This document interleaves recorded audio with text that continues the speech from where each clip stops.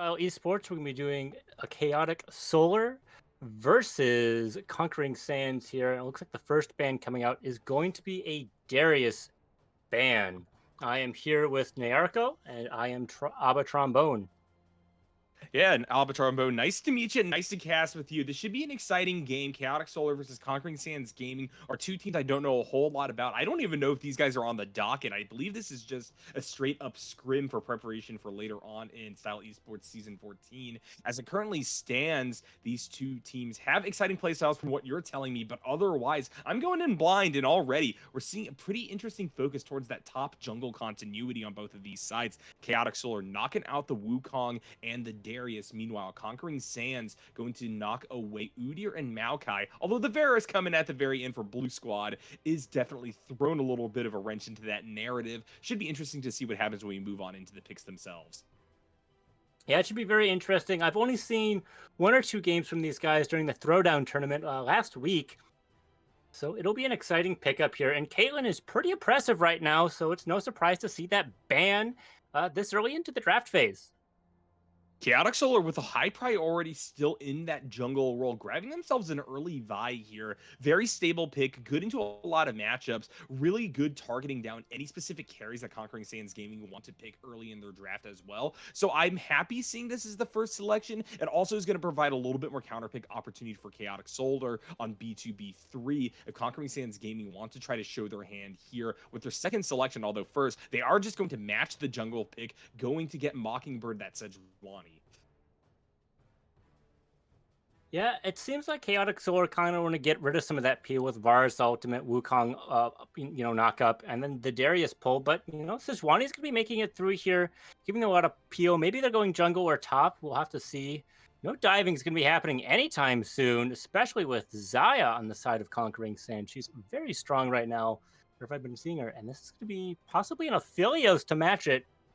Not something you see a whole lot of right now. Yeah, outside of Yeah. Guma Yusi, nobody's really piloting this champion. There's just other higher picks in the meta right now. Even with the Caitlyn and Varus picked or knocked away, I mean, I think that Chaotic Solar could have gone for something if they wanted to have a hyper carry that was a bit more along the lines of the Zeri, but still in the right hands of Felios can definitely be devastating. And I like the Karma early, providing a little bit of insurance and just making sure that Heyoger is going to be heavily contested for any amount of farm. Rakan coming down has good synergy with the Xayah, but not in lane. I think that right now the Karma is just really going to be able to control the pace of that side of the map.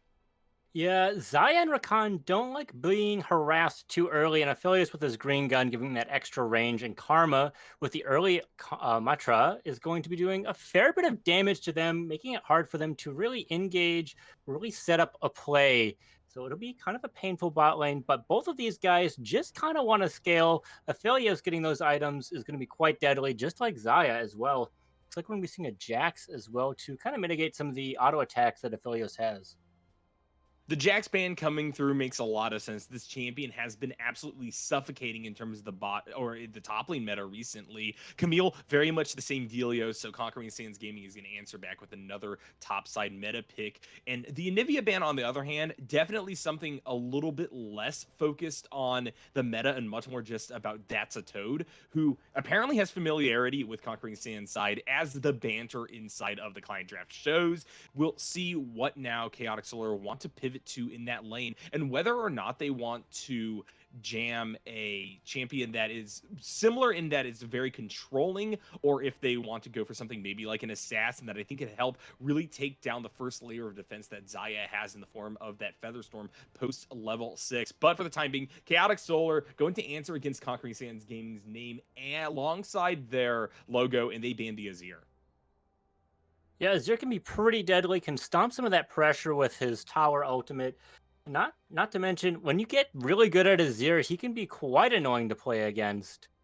Just like an Aatrox. I haven't seen an Aatrox in a while. Should be kind of exciting to see here. We'll have to see how Chaotic Solar snaps back with their double pick. I don't think I've recovered from the absolute dominance of the metagame that Aatrox possessed during Around the Worlds patch. So I can't exactly say I'm happy to see Conquering Sands Gaming busted out, although it still has the ability to solo carry, draw a lot of priority up there. So that's something I'm going to watch out for. Aurelia, going to be the answer, though, still has some amount of flex potential there for Chaotic Solar side. Can go mid lane depending on what Conquering Sands Gaming want to do with their final pick. But as it currently stands, I think I would most likely see this top side of the map. And I think that that's probably what's best for Chaotic Solar's overall composition. Although, hey, there's also the chance that we just go for some other big engager alongside the Vi. But no, the Annie, which has really risen up in the meta in terms of its individual laning power, is what's actually coming through for that Toad.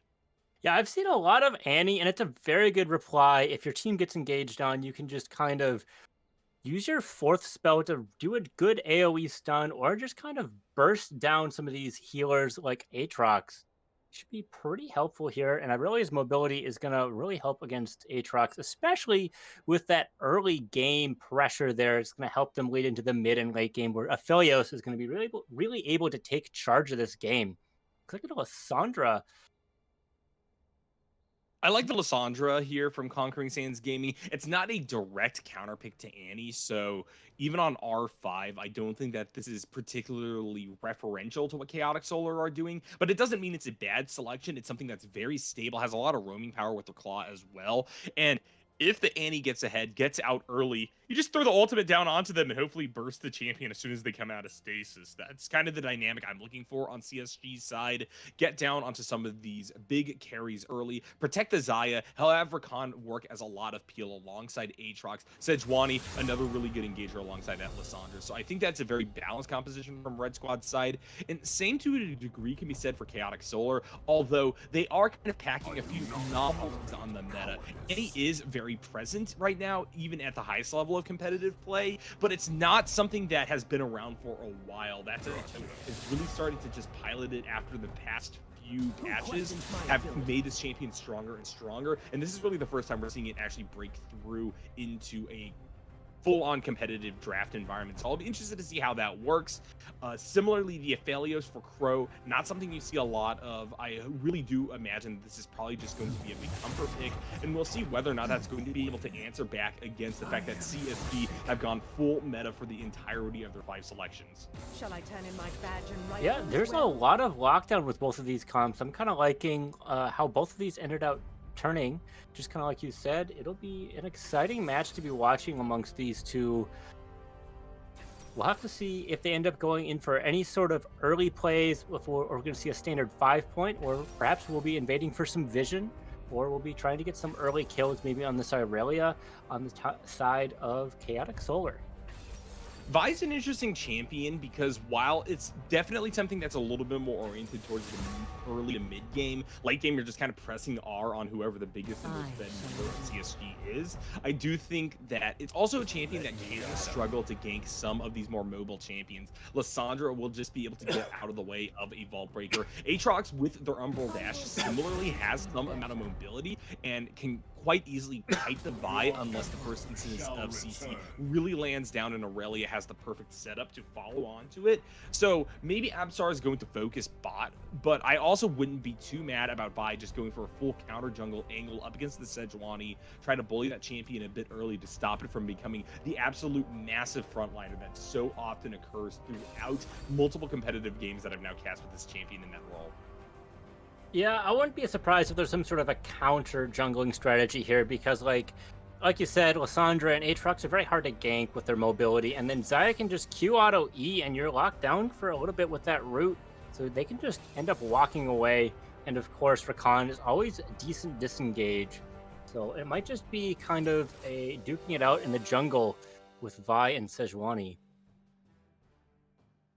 And overall, I think that this is a very balanced way to enter into the first round. I think that out of the champions we see here, there's not a whole lot that I want to focus on in particular. Maybe I do want to see how Annie, a champion that is mostly known as just kind of a noob and solo queue stomper, I want to see how that plays, especially during team fights. If it really is just going to be a matter of flashing forward, getting a stun, and throwing down Tibbers, or if there's something more that that's a Toad will bring to the table beyond that. Should be an exciting round. I think that both sides have equal claim to the rift. with, especially early on. And now it's a really question of who gets fed and who's able to make that gold lead really kind of shine for the team and turn that into a first victory here. And I believe what is a best of 3 series. Yeah, the execution of how they're going to be going with these strategies, the vision lineup, getting ready for objectives, it's all going to matter. And the fundamentals are really going to be coming into play. Like you said, Annie's a bit of a noob stomper, but like if you get those fundamentals, you can be beating some of these higher level players as well. She, are there any Yeah, for sort of sure. Yeah, go ahead. I do think that Annie has the ability to beat higher level players, but it really comes down to how good your fundamentals are. Your auto spacing in particular is something I'd want to watch out for. Out of all the mages, Annie has one of the highest ranges on their auto attacks. So hopefully that is something that CSG is aware of. We'll see how the Lissandra is going to pilot against that. They obviously also have a lot of really good wave clear off of their stacking queue. But regardless, we do have to wait out the spectator delay before we could get into the game proper, Abba. So with that in mind, we are going to throw it to a quick break and be back very shortly for game number 1 in this matchup.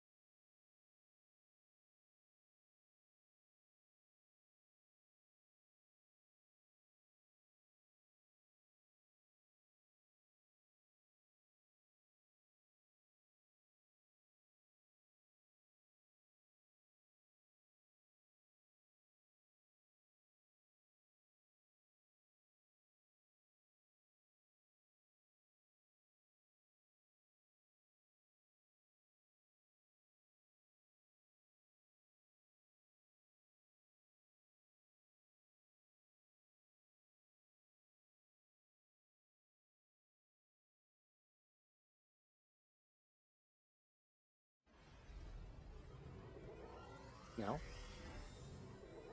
Hello, friends, and welcome back to Style Esports. We are here with game number 1 between Chaotic Solar and Conquering Sands Gaming, and we got a pretty interesting invade movement here from both sides, actually. Chaotic Solar wrapping around the top through the Tri-Bush, gonna get over to the red buff of Conquering Sands, but meanwhile, CSG going to do the exact same thing, moving a little bit lower in that topside river through the Pixel Bush, and they're also gonna drop some vision around this topside buff of Chaotic Solar. Yeah, trying to find that jungle early so they can play around, not die to some ganks, and maybe pick them off, or get a decent invade like you were talking about early. Speaking of invades, they might be trying to steal the blue buff or go onto Rizwin, who's standing by their tower. As it currently stands, it doesn't look like they're going to be able to do a whole lot with that tier 1 there and the wave crashing. CSG in general want to be able to grab themselves a buff off this invade and just split the map, but they also do not want to be late to these individual lanes. As we're seeing a little bit of Tri-Bush cheese here from Red Squad side, Heyoger and Eric Northman getting good poke down onto Crow, but Nostalgia Lee with the RQ immediately trades back a huge chunk of damage onto the Rakan, and now it's actually Chaotic Solar who are on the offense trying to wrap around the far side of that fight and keep pressuring the Rakan Zaya. Yeah, Aphelios is able to recover some of this health with his red gun, and with that extra range that you have at the beginning, you're able to trade back, which is going to make things a little bit harder for Eric to re-engage if he's low and gets poked out in these early couple of levels. Nostalgia Lee now establishing really good bush control here. This is the problem with Rakan level 1. You really only have your means of Wing in to get any kind of poke down, and there's no escape. And against a champion like the Karma, who could just RQ and get back all that damage and then some, you really just have to cede a lot of priority in the lane early. And so because of that, Heyoger and Eric Northman find themselves pushed towards their tower. Yeah, this slow push could be quite annoying. When you get this shove like this, it's easy for your support to be able to poke back while you're trying to CS. They're able to put damage into you instead of the minion wave, as we're seeing with Hyogre here. Sitting at under half health, maybe having to chug some of these early pots that they went with for the longsword triple pot. And so that is going to provide a little bit of resilience for Heyoger. They're going to be able to take a little bit of a licking, yet still keep on ticking, pushing the wave back and maybe setting up for a big play bot side. The issue is because of the split map, they can't rely upon Mockingbird to do that. It's actually Absar now taking the blue buff, and that is allowing Nostalgia Lee to just kind of roam up and provide insurance across the rest of the map. There's a lot of pressure now, even on Vel mid lane, who has to watch out for any kind of movement from that Karma now that they're level 2 and have that W available. Yeah, it's very hard to get a lot of priority as Zaya early on, so this is going to enable Abstar to get this invade that we just saw, and we'll have to see how Mockingbird is going to rely on this. It looks like it's going to be an invade rather than a counter gank on the opposite side, so this split is going to be very interesting. Vel getting chunked out here by That's a Toad. Although Toad is low on mana right now, so they might be looking for a good reset, because Annie's auto attacks does damage, but not that much damage altogether. And across the rift, this is a pretty interesting opening to the game just because we are getting the cross jungling from both Mockingbird and Nabsar. But otherwise, I think these lanes are going about as expected, as J-Bear is actually getting engaged on really good stun from Rizwan. And I think this is actually first blood over to the Aurelia, and a solo bolo J-Bear without a flash available just has to sit there and take it. Yeah, you have to take it with your dash only goes so far, and without a flash, you are a little bit more vulnerable. This TP is going to mitigate some of that loss you're going to get from the wave pushing. And that extra gold in Irelia, she's kind of a monster if she gets the snowball early on, that extra gold going under her. For sure, the Aurelia is now, I think, going to be a big focus for Blue Squad side. The only issue is that Absar has already elected to continue to pressure bot with the cross map. We'll see if Mockingbird is going to try to return to a little bit more of a traditional clear path. That will allow for them to at least bring a bit more pressure back to the lane with Heyoger and Eric Northman. But the trade-off is then, yeah, Absar could really start focusing down J-Bear, who had to teleport back to the lane in order to make sure to not lose a ton of waves.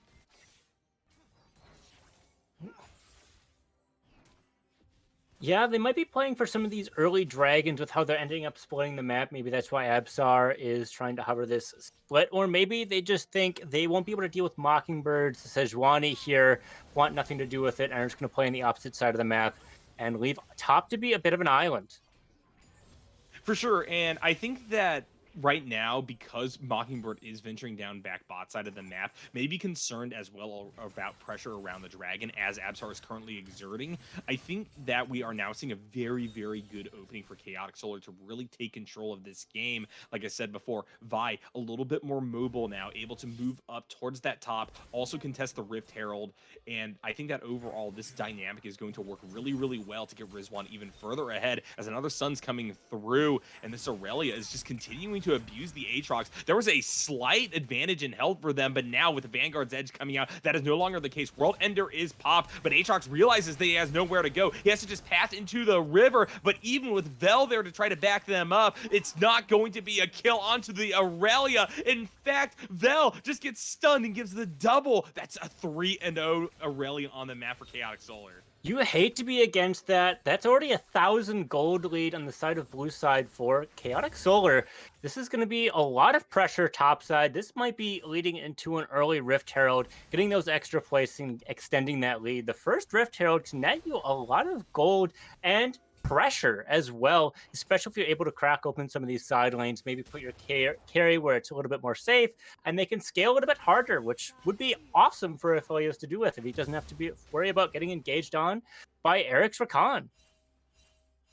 And you also have to look at what happened mid because of this play. Vel, now Sans Flash, is going to be in a much worse situation versus That's a Toad, who doesn't have to be pulled topside of the map because Aurelia is doing perfectly fine on their own. And because of that, now we're seeing a gold advantage being brought towards the Annie alongside a level advantage. So with Tibbers definitely on the ability, definitely castable, I think that this could be a huge turnaround that like now starts to spread Chaotic Solar's pushes across the map. Yeah.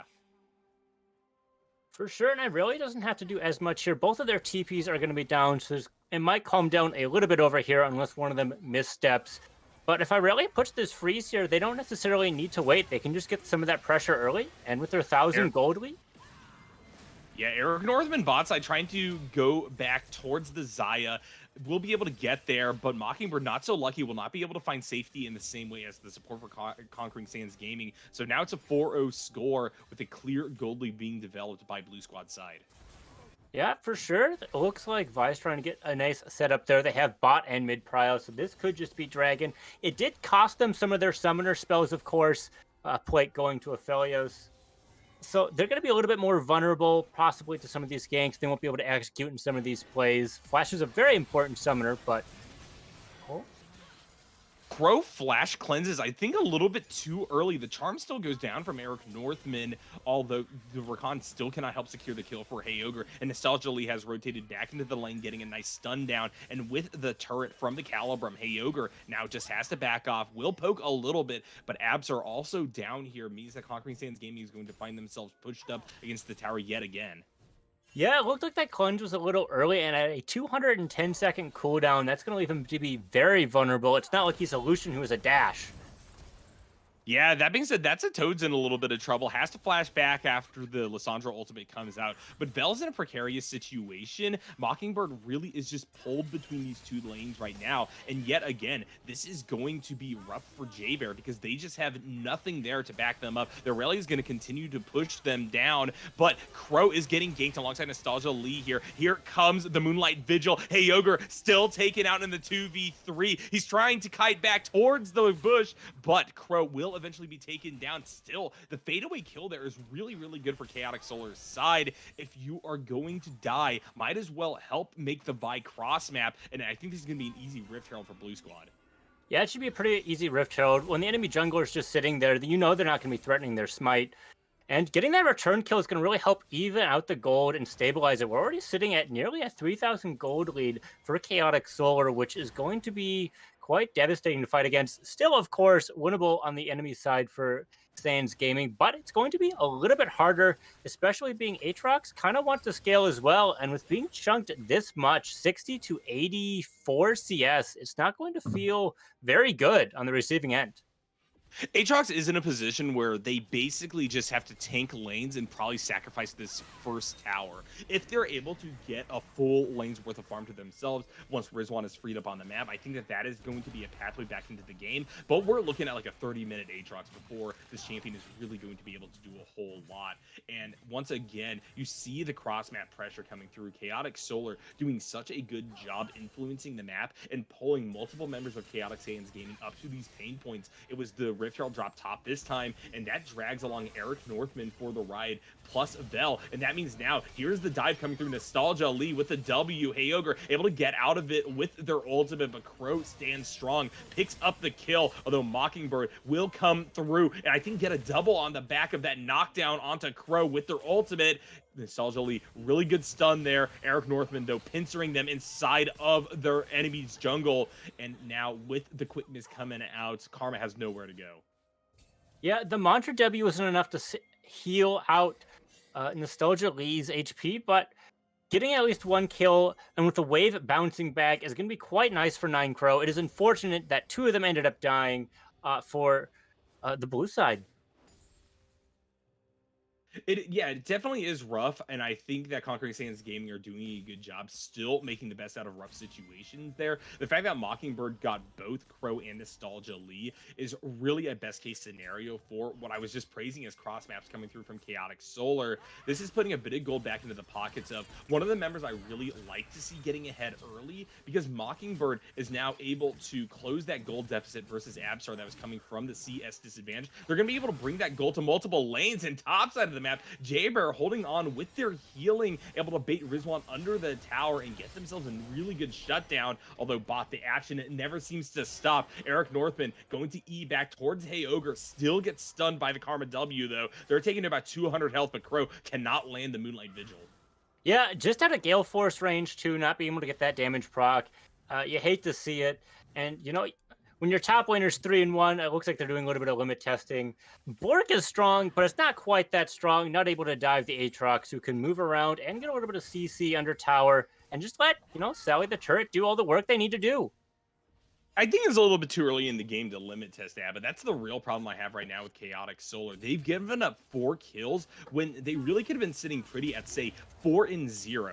Hey Ogre now in a little bit of trouble though. This is probably going to be a bit more back on that line of free kills like I'm talking about, as here comes the jump in, and yeah, the Zaya just immediately knocked down. What do you do as Eric there? There's 3 champions. You can jump in, but you'll just die, and your 80 carry's already down. Yeah, there's no need to limit test here. If they just play patiently, they'll slowly eke out a win. But we'll have to see if they're able to maintain this very, like, strict line of play, or if they're going to be doing some more of this limit testing and potentially throwing the lead that they have. For sure.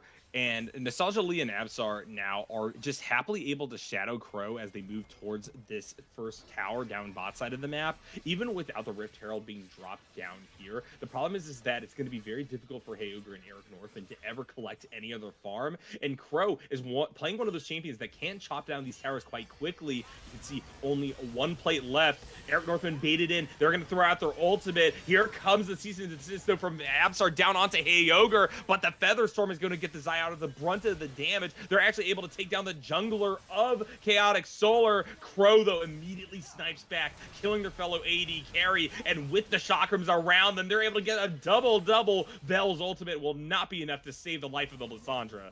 Yeah, that was a beautiful cleanse we saw out of Nyarko, able to instantly cleanse it and then take down Vel. Basically the reason why they ended up winning there. And that's a lot of gold on Aphelios very early on. The laning phase just ending with the tower and hitting 14 minutes. He's going to be quite deadly, especially, you know, with a Gale Force and a BF sword. If he's able to finish these boots, he's going to be able to move around and maybe not get caught out as much and get those auto attacks that you really want as Aphelios. And Annie's in such a good position as well. 30 CS up because Vel has been constantly forced into the side lanes to try to save their side of the map, but unfortunately, it's just not going well. And now, look at the damage Tibbers does. Mockingbird chased off of that Infernal Drake. Definitely hubris on the parts of CSG to think that they could take that neutral objective with such a huge gold gap in favor of Blue Squad right now. Hey Ogre also just stepping way too far forward there, and it really looks like Red Team is just absolutely crumbling. Yeah. Hey, Mockingbird was only able to walk out with 85 health at the end. having to recall, being pressured off, and that's 2 Drakes. That's not Soul Point, but it is getting a lot closer to Soul, especially with Infernal Drake. That's a lot of damage, especially when your team has a decent amount of poke with their range. They're going to be able to choke out for objectives, and it's going to be a lot harder to go in. Good Everfrost there by Vel, able to keep the lockup, and eventually Crow is going to be shut down. And with the quickness, Eric Northman is going to jump on a Nostalgia Lee as well, who caught in the mob versus 2 members of CSG, will barely be able to sidestep the Rakan W, yet they still get out. And now Absar, maybe looking for the re-engage, even at less than half health, will eventually just decide to clear the wave. Yeah, second Baron's going to be coming up with Shelly. This isn't as valuable as the first one, so I'm not gonna be surprised if it ends up getting skipped. But if it gets taken, it's extra global gold for whoever takes it. And it looks like Sans has the priority. They've got some pretty good vision here, and Nostalgia Lee can't take out all of this. And there's a potential to pinch here, although they won't have their AD carry to maybe help out. And Vel is going to have to be shadowing here, because Toad has the potential to burst with their ultimate up. The one worry that I do have is that Chaotic Solar is just so happy to take any fight at this point in time. Conquering Sands Gaming don't want to group, not necessarily because it's a bad macro call, but because anytime that they group, it's an invitation for Chaotic Solar to do the exact same thing and just run at them with big engage ultimates like Absard's Cease and Desist and Rizwan's Vanguard's Edge. And already we're seeing that happen. This was a bad Rift Herald call. Rizwan immediately kills Mockingbird. There's the double kill, and Bear is also not long for this world as the Aurelia follows suit, gets 3, looking for 4, dodges the Feather Storm. Hey Ogre's auto will take them down, but that is 4 members of Conquering Sands Gaming dead for a very, very low value Rift Herald. Yeah, and it looks like Vel might be going down here as well, having to force their ultimate. Toad using theirs as well. Ooh. Nice job there with the auto attack, deciding to ride it forward, and now they will be able to kite out the Tibbers and get something back for CSG. But I'm going to take that play any day of the week.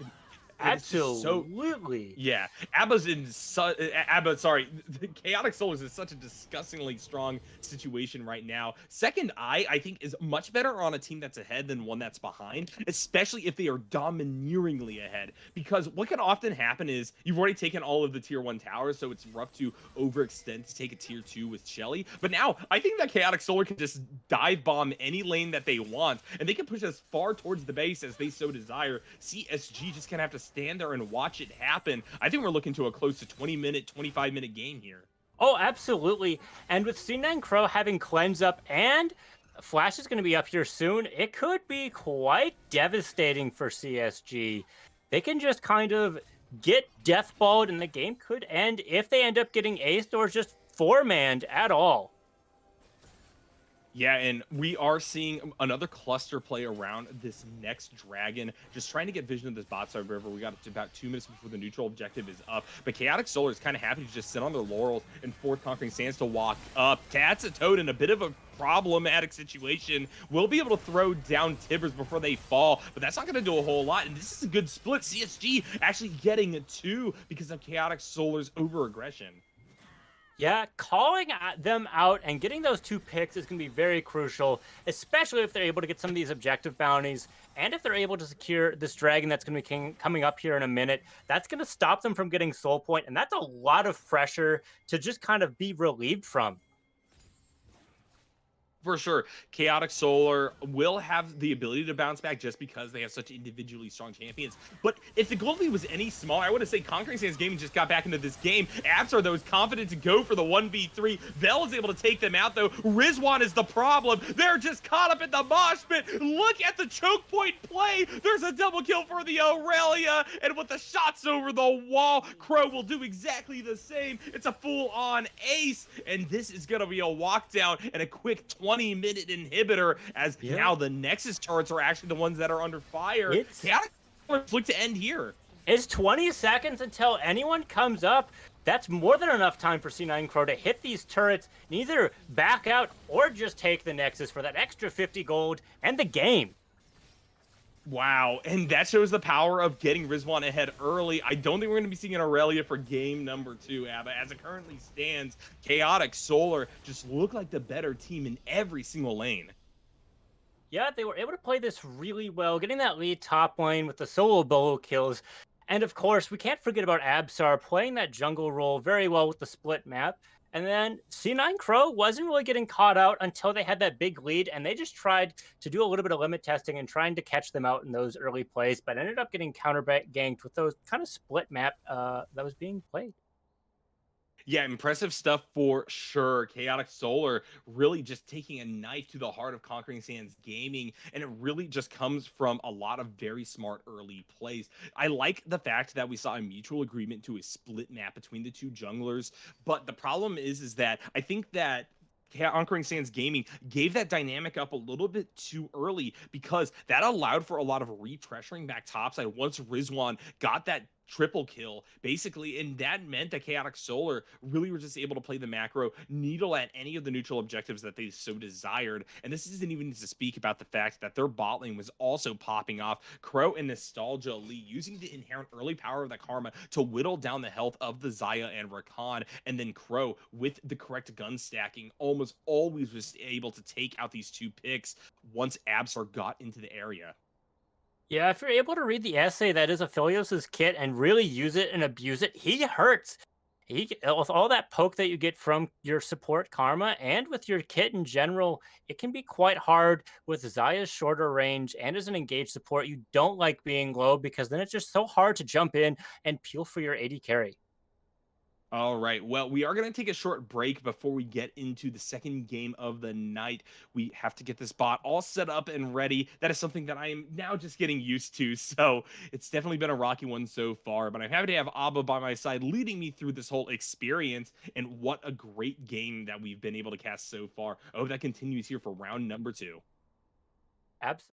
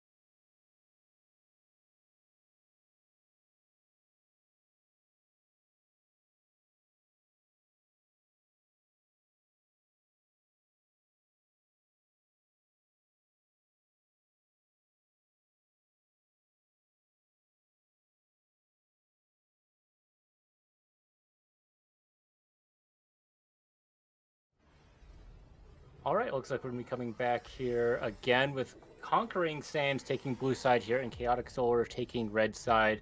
Chaotic Solar taking the first game here, and we're seeing an instant Udyr ban along with the viruses before. They might be running the same bans as the same.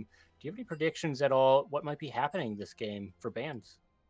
I think that Conquering Sands Gaming are going to have to respect the Aurelia, but furthermore, I think that this is just a matter of composition mattering a whole lot less than individual performances in lane and some of the macro calls that we saw early from CSG's side. Right now, if they can just get themselves onto a few comfort champions, I think they just got to hang back, go for a few less crazy plays, and across the board, just make sure that Mockingbird can get to stuff on time. One of the major calls early that I think really brought things in favor of CS was the fact that Mockingbird and Absol kind of handshook on cross mapping with their farm and just splitting it vertically. That led to a situation where once Rizwan got super fed, there was no real way for Mockingbird to get up there. They were just constantly forced to continue to cycle bot, trying to do something for Hey Ogre and Eric Northman. But as we said before, Nostalgia Lee and Crow are very difficult to gank. That Karma just able to W whenever the Rakan W'd in and stop them from getting back out. The poke was really, really impressive from Chaotic Solar side as well. And so overall, I think that it's just a matter of trying to balance playing a little bit safer and just hoping for the late game that didn't even come in the first round. Let's be honest here, Abba. It Yeah, was it a was just a 20-minute mid game. game. Yeah, it was just a mid game, and it was basically all rolling in from a few early plays. Rizwan in particular, I think, is the person that you got to focus if you're on CSG's side. I like the Maokai coming through. Not necessarily the greatest early ganker, but definitely a champion that can control the pace of team fights a lot better, I think, than what we saw in the form of that Sejuani, where it's much more single target. And while Mockingbird did come and clean up a lot of plays with the help of their ultimate, I hope that the Maokai is the actual initiator of stuff that will eventually go in favor of CSG. Chaotic Solar going towards that Annie yet again for that Toad, and this time it's actually Absol going to be the one on the Sejuani. Yeah, it should be an interesting mix-up to see here. Maokai, from my understanding, is fairly strong in the jungle right now, and even if you end up quote-unquote whiffing your ultimate, it's quite wide, so it's going to be zoning people out, and that might be the disengage that Conquering Sands needs just to get them to back off, and their team can play safe and get some of that gold, and then see the late game and really carry this game through. Especially if they have a Nautilus as well, that's going to be a lot of peel for any sort of diving that Chaotic Solar was doing from last game. Yeah, for sure. I think that this Nautilus is a really, really good pick as well to help kind of shore up some of Eric Northman's tendencies towards aggression and towards engage, because they were doing a good job on Rakan picking and choosing their battles. It was just Rakan is kind of a secondary engager on a team where Mockingbird was constantly indisposed, so they kind of had to work as a frontliner by themselves, and they were just getting bursted down. I think Ezreal similarly plays off of the theming that Xayah has in her kit, being very safe, able to get out of the way of initial poke and engage, but also I think Ezreal is just much more stable as an individual laner, and hopefully that'll allow for Eric Northman to really get across the map and do some crazy stuff to help CSG stay even with CS. The Braum, on the other hand, very interesting as the third pick coming out of Chaotic Solar's side. I don't think it's like a necessary selection to have unless they're really going deep onto a very, very weak early game hyper carry for the ADC role. C9 Crow maybe could be looking at like a Kog'Maw here. Maybe they're going to go back to Aphelios, but honestly, given how good the Karma was, I think that the Aphelios was perfectly fine with something a little bit less defensive than this Braum. Maybe it's also just a look for that mid game where Maokai is going to really start throwing out their Nature's Grasp at basically every single encounter. But overall, it's an odd pivot, and I'm interested to see how CSG reads it. Yeah, there's potential for maybe a Lucian here for the classic Lucian Braum to just kind of pop, lock down a target, and then burst someone as well. Otherwise, Braum could just be jumping in, trying to block some of these hooks or these ultimates, and just trying to make sure his team is nice and safe, going with the Freljord, Palace, Sejuani, and Braum. Yeah, for sure. Maybe it's just a Freljord theming, and he doesn't really fit that mold, but, you got to have at least, like, one red champion to go with all the blue that is coming out on your side of the draft. For sure, you Kaisa, got to stay very warm. interesting to go with Ooh. Braum here. Kaisa Braum is always fun to play whenever I pop in Kaisa. The passive stack quite beautifully. Yep. It's really hurts when you're able to lock down and mark down some of those targets. Of course, Kaisa has a bunch of auto resets, which is able to get Braum's passive down, and you're just able to kind of burst people down. And if you're able not to buffer Ezreal's E to just kind of get into safety, you might just die. Yeah, this is an angle I wasn't really thinking about at first, but actually now seeing the Kai'Sa coming in, it makes a whole lot more sense. I think that we're actually going to be seeing a much more engage-oriented Braum coming through from Nostalgia Lee. W towards a minion, get your first Winter's Bite out onto Ezreal and Nautilus before they could even react, and boom.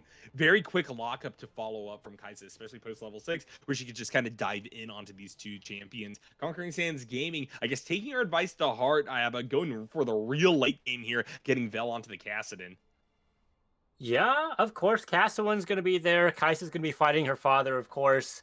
It it'll be an interesting matchup. Ooh, doubling down on the late game with Victor as well. I'm not as familiar with a setup like this. Does Kassadin go top in this scenario, trying to maybe play safe, or is he going to be playing in the safer lane mid with a Victor top here? This isn't something I'm familiar with. I think that Chaotic Solar are probably going to be sending their two laners based upon individual matchups rather than position on the map to answer against what CSG are doing. So if it's cast top, I think most likely we are going to be seeing the Jace brought to that location. Although, actually, no, Jace Victor seems like a pretty good lane in favor of Jace. So who's to say? It's pretty Yeah, good for Jason either of those exchanges. Of course, yeah. like Victor being super vulnerable and Kassadin being kind of vulnerable as well till you hit about 6, but MR does not protect against all those auto attacks you're going to be facing with Yep. Jace. Yeah, so I think that both teams are going to be very fluid in their top mid continuity. We could be seeing a position where people are going to lane swap multiple times throughout the game just based upon the backs and resets. Um, I'm seeing some large all caps mentions in the client. Kissante couldn't. Oh, it's Kissante. Wait, who's the Uh, Kissante? Oh, is Kassadin, the I think, Kassadin is. the Kissante? That might make some more Is it sense because they here. don't realize it's like K apostrophe S instead of like KA or A KI? possible This made it misclick. hard for them to find it. Yeah. Well, they said they can find the Cassante in the draft lol, which is Or it interesting. could be out of date as well, maybe. The draft law hasn't done it, but Shall I he's turn been in my out for a badge and while. rifle as well? Yeah, and he's here. I'm looking at him right now on the draft pool. So, Oh, shame on Conquering Sands Gaming. Hopefully, the reading comprehension is not quite as good as their gameplay skills. We'll have to see what happens, though. We're moving into the client draft now, and as I say that, I must change the scene. I'll Where beat is it out that? of you. Here we go. Yeah, anyway. Yeah, interesting. I think the Cassante a little bit more traditional. The question is the base pick something that was reactive to the Kassadin? I think that they probably got the deal about what's going on relatively quickly in this draft phase. Chaotic Soul are probably now just gonna send the Jace top, have Annie versus Victor mid. That's a little bit more stable. yeah, I could see that for sure. Yeah, it looks like CSG's really going to be playing for that, safe kind of scaling with, wow, yeah, man. You're gonna have to play back, poke, and get some of this zone control with Victor's anti-gravity field, Ezreal's poke, and, they can be able to play to some of this terrain with Scante, just being able to ult people over and really deal with them.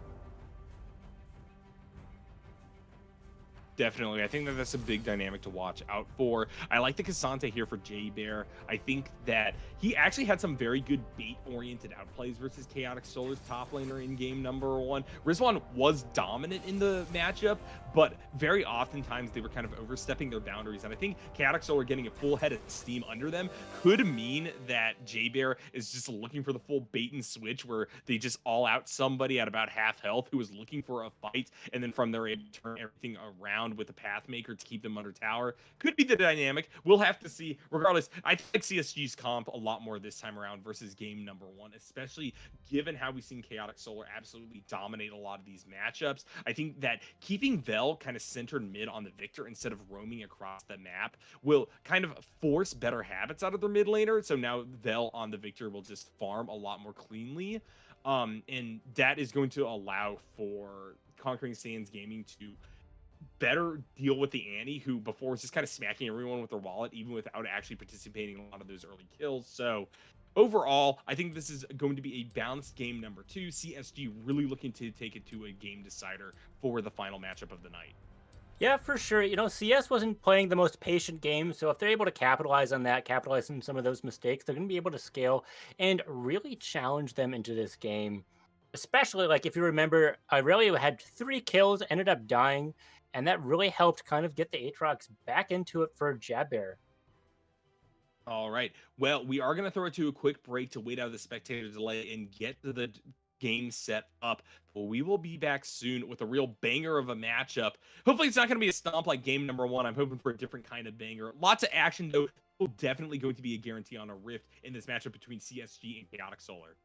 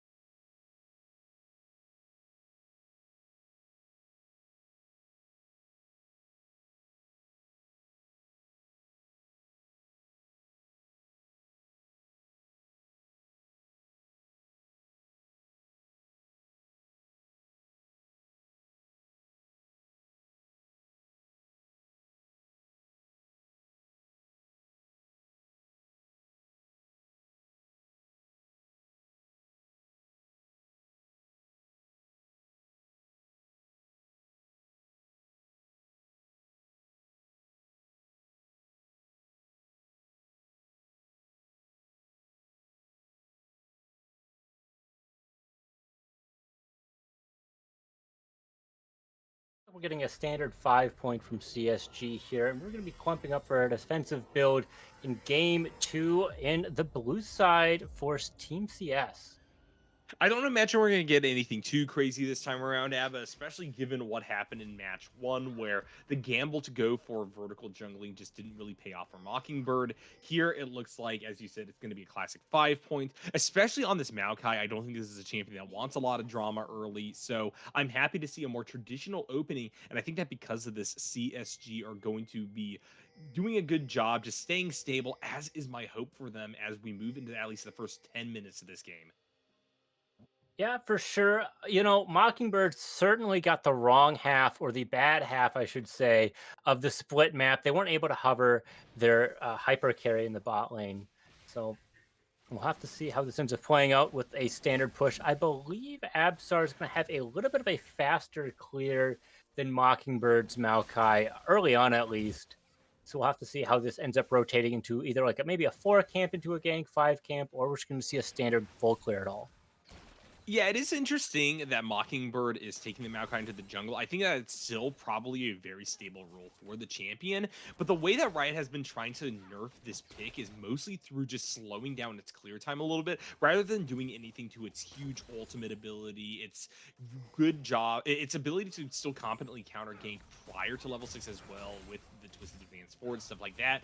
But overall, yeah, Mockingbird still going to be able to do a good job grabbing these first few levels for themselves, and hopefully then busting out onto the Rift and doing something to help these champions get ahead. In particular, I would like to see them kind of as penance for the first round, get a little bit more pressure over to JBear555 so that Rizwan doesn't just absolutely suffocate the lane yet again. But we'll have to see. They did start top, so they may be looking bot as a first attempt.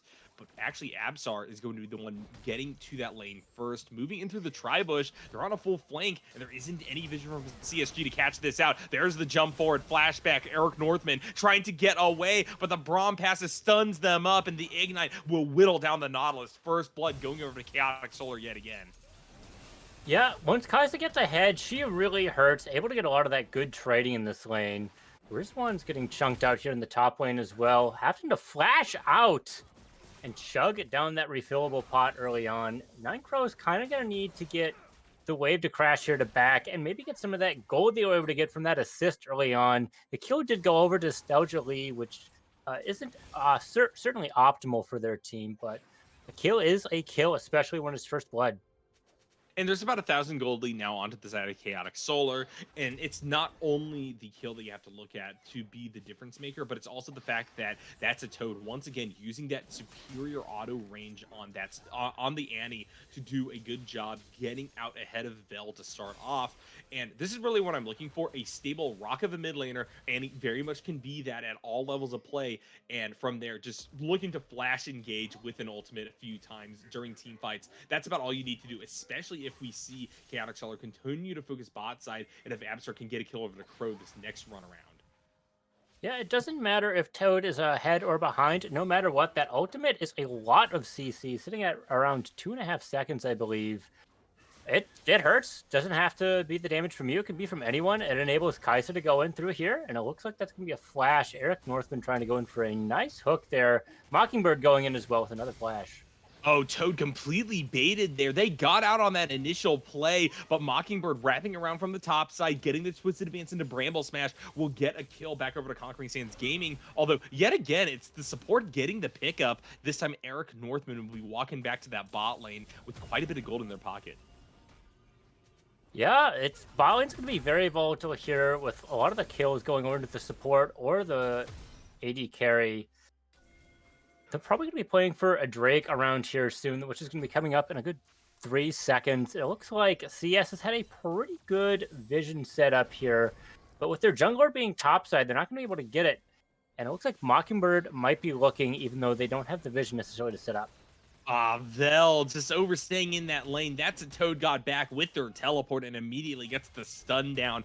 Follow-up barely even needed from the bot lane of Chaotic Solar. And now that's a Toad very happy to have taken that early death. Gold's not in their lane. It was taken back bot by Eric Northman. And so Vel is in a really, really tough spot. Yeah, and Heoger wasn't able to get this tower underneath the wave under tower fast enough.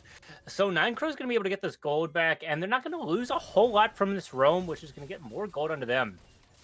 Oh gosh, Jay Bear baited by that very conspicuous back from Rizwan, and you have to wonder, was it all a ploy by Chaotic Solar to pull the Cassante into River before they got their all out available? Because Rizwan did take that rough trade topside of the map, was forced to flash and teleport back to the lane, but things are evened back up, and in fact, I think a little bit in Jace's favor with that kill going over to CS. Yeah, that's certainly the case there. Eric Northman getting chunked out a little bit by Kaisa's passive there and Braum's passive. It's going to be a little bit harder for him to engage, especially with this wave pushing, but Mockingbird's coming here to hover. Nostalgia Lee working as a frontliner here just is going to be able to stand behind me towards Crow. And because of that Braum passive, it is very difficult for Eric Northman and Hayward to walk up because Kaisa, as you said before, could pop this very quickly in a fight and kind of turn it back into a 2v2 for the time being. Meanwhile, in the mid lane, Vel just having to flash back from Tibbers. Yeah, the big advantage of Kaisa is you can play front to back or you can play a dive. It's all about how you want to use that ultimate, using it to dodge, get the shield, and either hit the back line or just play it relatively safe. And don't forget, Braum can jump in with you if you don't go too far away from him. Yeah, I've always kind of looked at Braum as a very, very passive selection for Chaotic Solar and for teams in general. But here with the Kaisa, it really is a force to behold. And because he's so inherently tanky, because he's as a champion that is really kind of just built to take shot after shot, I think that you are actually leading to a very, very dangerous situation. Heoger and Eric Northman really cannot overrun a fight. If they go too deep, I think that they are not getting back out.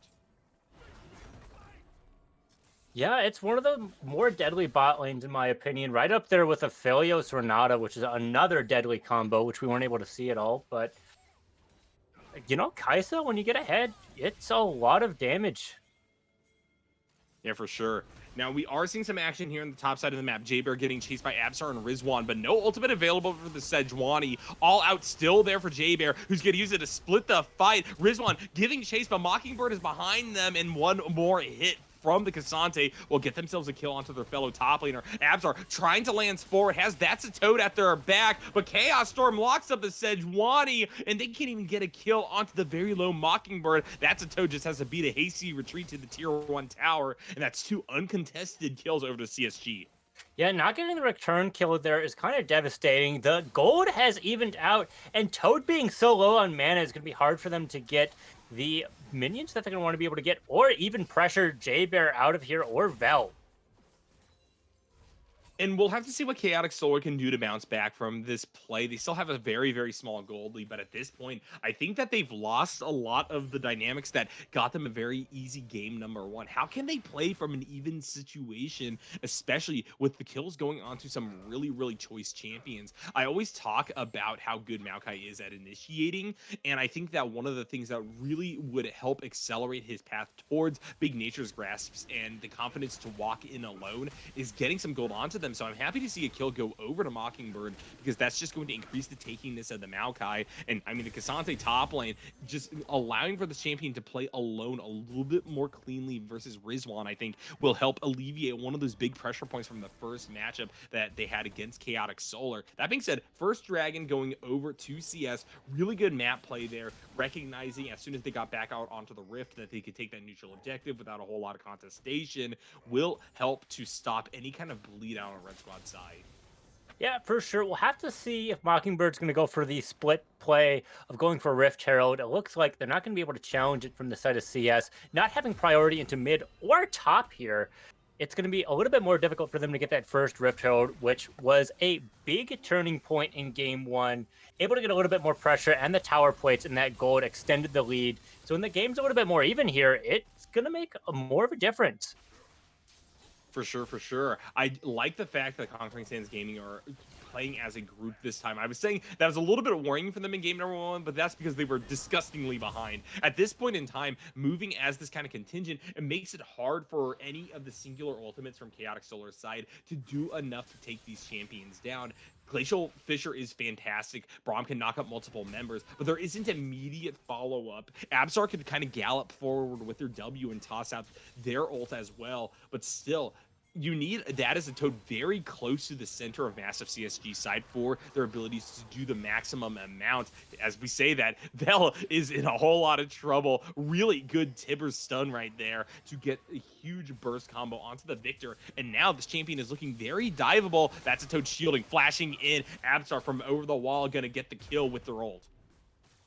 Yeah, 2 ultimates and a flash is going to result in their death. That's going to force possibly a TP out. If that's a Toad's able to get this shoved in, Vel's going to be losing a lot of CS and they're going to be behind. And of course, when you're dead, you can't stack your tier, which is going to be kind of important to get some of that early power spike as your AP mid laner. Sounds like an album. Can't stack your tier when you're dead, you know? A real Yeah. ballad of the mid lanes that are mana hungry. I feel the same way as a Taric player myself. My god, do you need mana on that champion. Glacial Fisher coming down. Nostalgia Lee looking for the re-engage. Nice depth charge, though. Gonna knock up both members of the bot side for Chaotic Solar. And Conquering Stands Gaming able to disengage with an advantageous trade going their way. Although mid lane, they may be looking for more than just a trade. It's a full-on fight, and that's a Toad is going to be taken down. Nice kiting there from Vel, making sure that Mockingbird could just stay on top of the ante.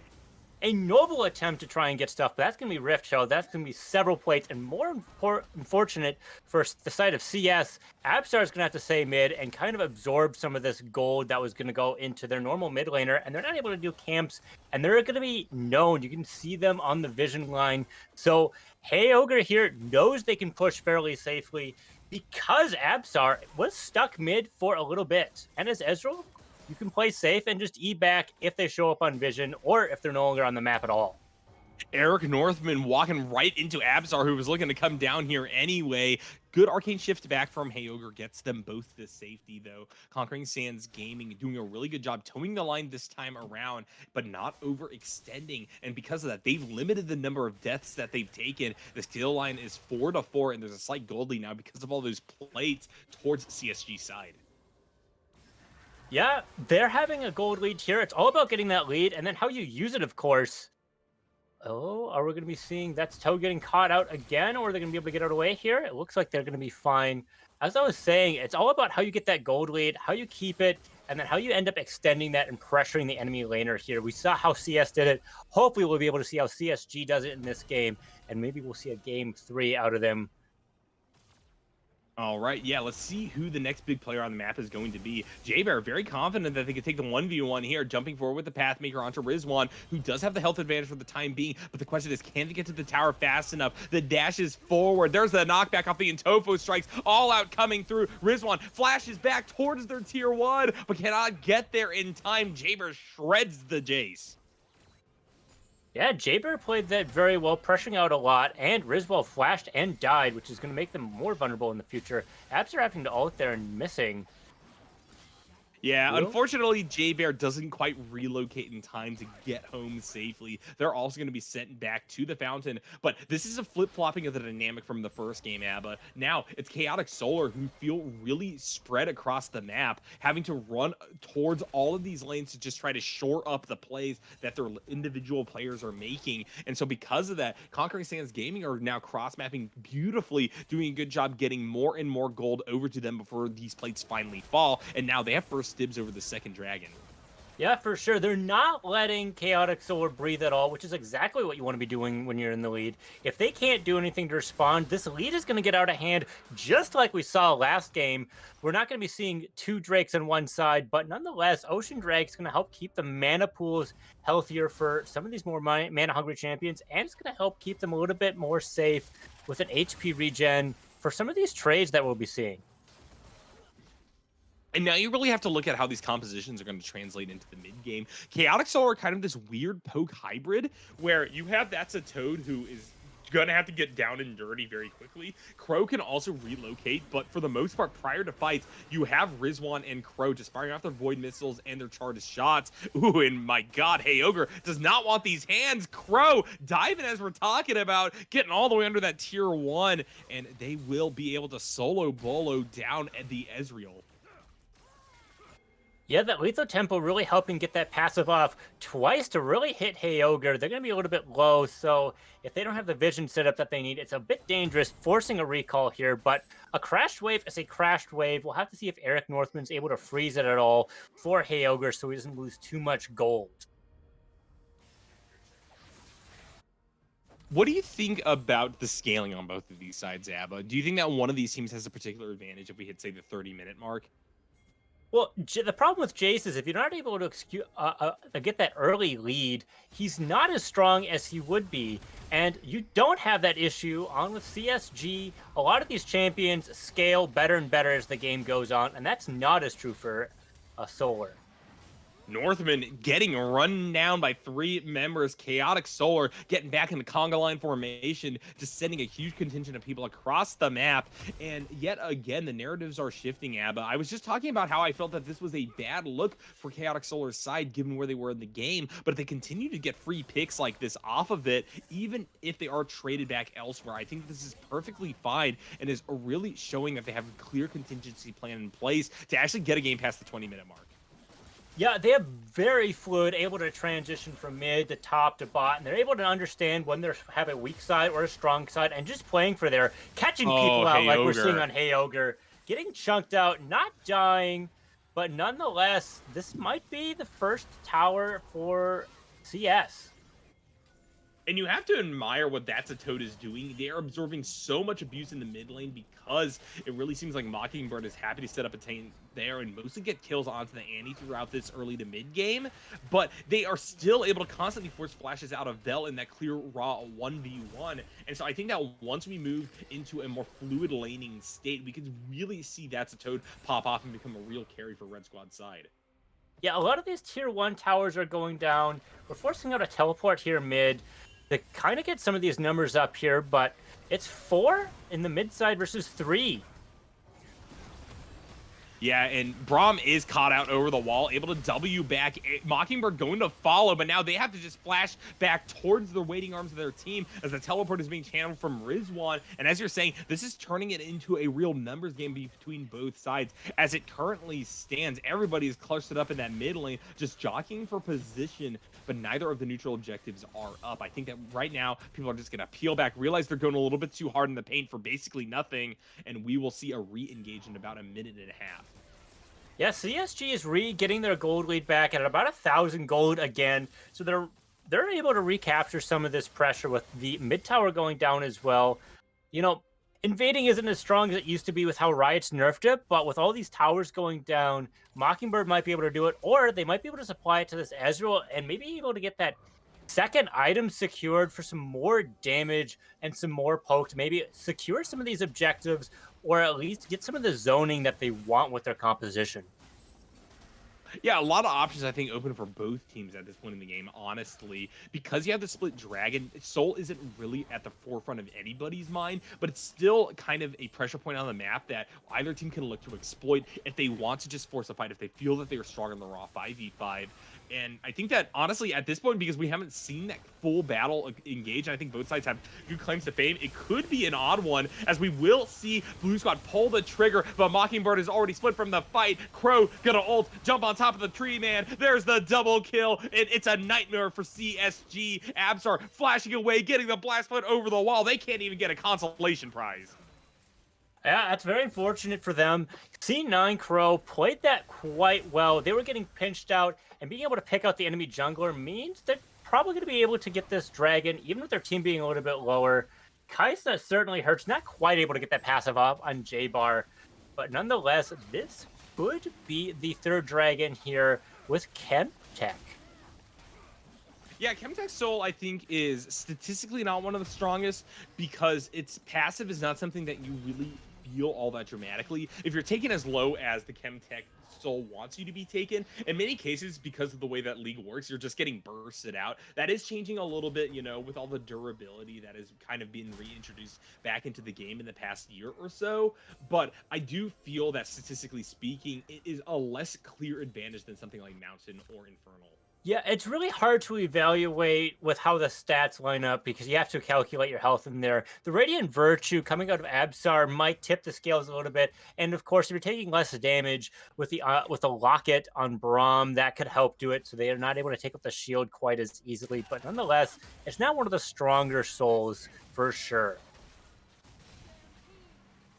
I think that Chemtech's memory from when its initial form was considered the strongest in the game still hangs in the people's minds. It doesn't feel the same way that like Cloud does, where everybody just immediately disregards it. I still do think that Conquering Sands will put up their dukes if they find themselves to be in a good situation and just try to rush down into the bot side river. Right now, though, they have found themselves in an awkward situation where from slightly ahead, they now have moved to slightly behind. That's a Toad getting engaged upon. Nice Bramble Smash back. That's going to be a lot of trouble, but the locket of the Iron Solari, Nostalgia Lee able to save their mid laner, at least for the time being, and kill Maokai. And now Crow is coming forward alongside that Braum. Rizwan is in trouble. The all-out comes through. J-Bear able to get that fadeaway kill, but it's a double-double for the Kaisa.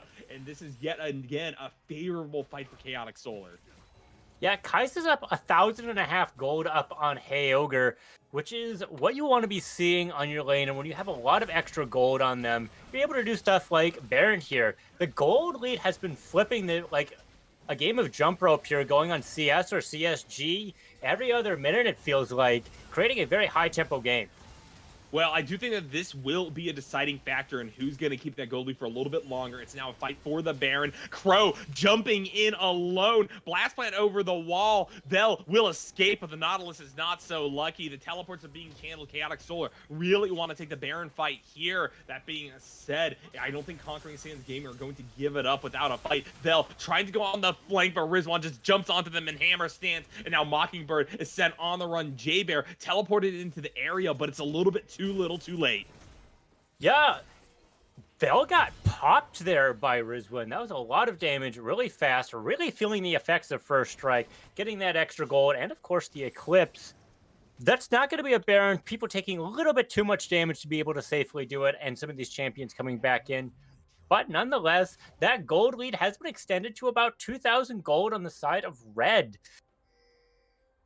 And we know what they were able to do with the gold lead last game. They're going to be able to extend this and really play things out. They're not going to have some of the early leads and some of the other champions, but this is a 2-item Kaisa. 2-item Kaisa, who I think is going to be easily able to parlay this into an Infinity Edge very shortly. Oh, she's not having, she's a Navori.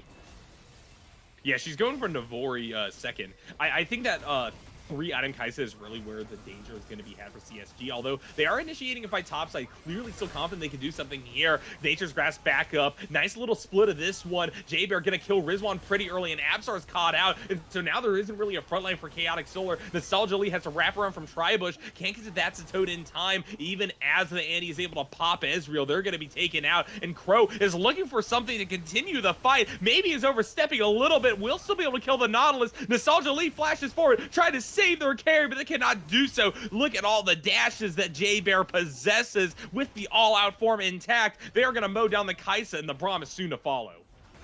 Yeah, C9 Crow trying to get a montage going in there, unfortunately dying with a little bit of the ego with it, but nonetheless, he's still 7-1-3, going to be able to pump out the damage. He's able to play a little bit more safe and maybe not all in on the support when the other team is able to follow up on it. If all your damage is being landed on the support, they can land your damage back onto you.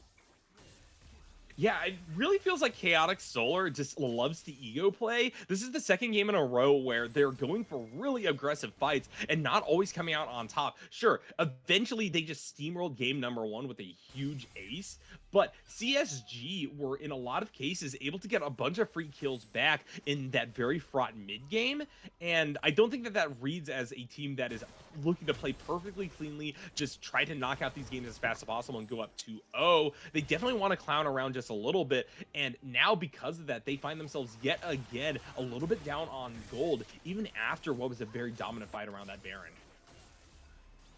They were up around 2,000 gold at this point, and now they're down 500. We'll have to see if they're able to pick it up yet again, or if CSG is going to be able to outscale them. It looks like they're going to be poking around for this Baron fight, and they do have a little bit of the vision advantage here, but they're able to be encroached upon by CSG, so they might be pressured out.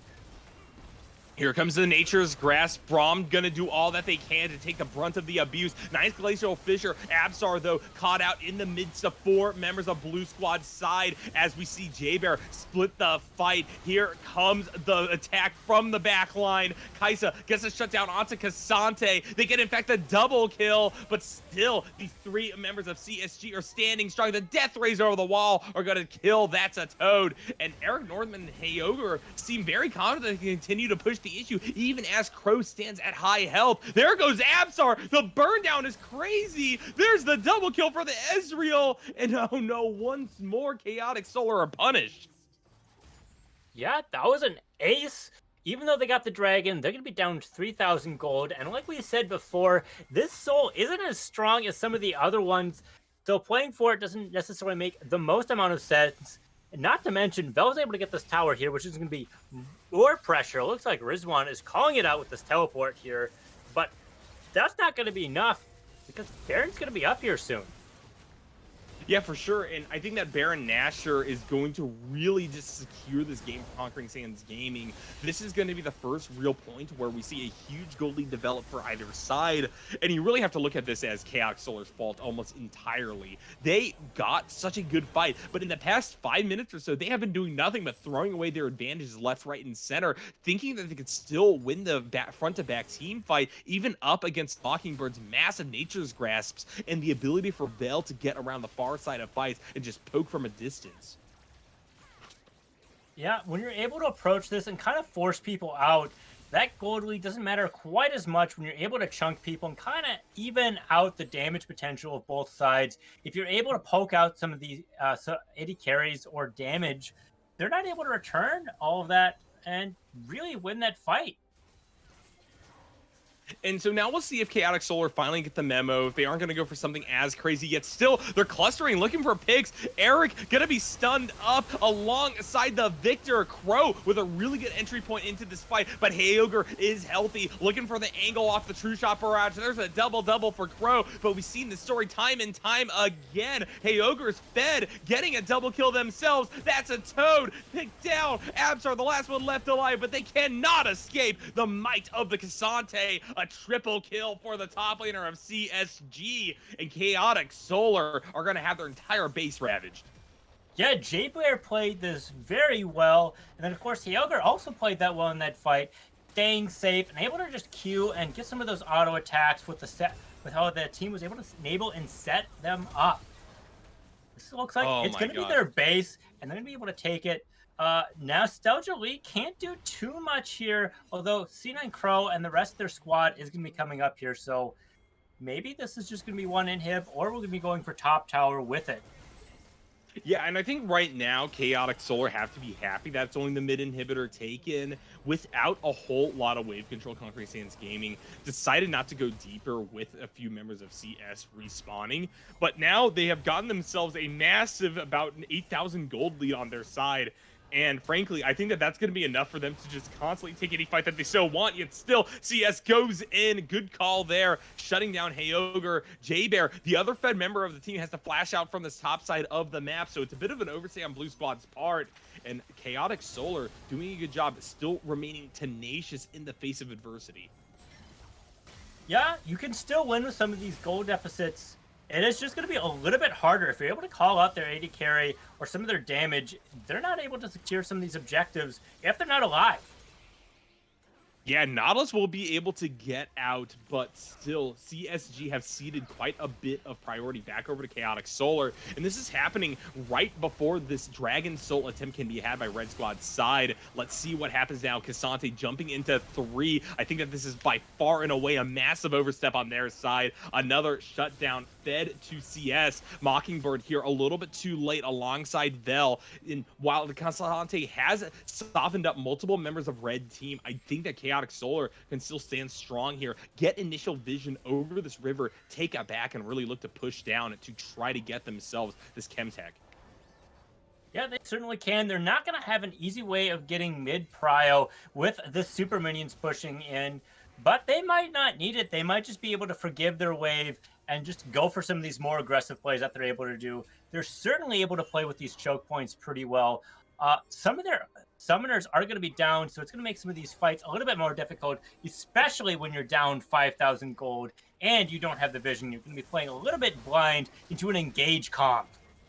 That is true, and Conquering Sands Gaming are, in fact, just going to rush into River. They're the first ones towards the pit. Here comes Abstar going forward, firing off their ultimate, though. Vel onto the back line, a massive pushback. J-Bear absolutely crazy, and look at the slaughter. Chaotic Solar completely split, and everybody is taken down. They will not be getting sold. They will not even be getting a second chance in this game. This is all over. CSG going to take us to decisive round number 3. Yeah, that was excellently played. Chaotic Solar tried to use the number advantage, forcing the TP out, maybe getting someone to die early on, making it an more even fight and even out the damage. Unfortunately, they got aced, so this is going to be their nexus. At this point, they're going to have to be reflecting, how did they lose this game? How can they pick it up and secure game 3? As it's going to be 1-1 in this best of 3.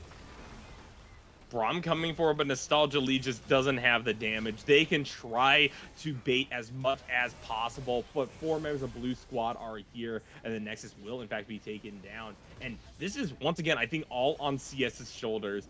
It was truly such a rough 5 minutes for them in that mid game. Back-to-back aces for Conquering Sands Gaming, and they just continue to put their foot on the gas, and I think a lot of really disadvantageous situations. It was disappointing to see this team, who dominated game number 1, just feel incapable of pivoting to a different game plan. Hopefully, this period of reflection in between matches will be what changes things back in favor of them. But as it currently stands, now the score is tied. Conquering Sands Gaming and Chaotic Solar standing head to head as we move into the 3rd round of the night. Abby, you got any more thoughts before we go to a quick break?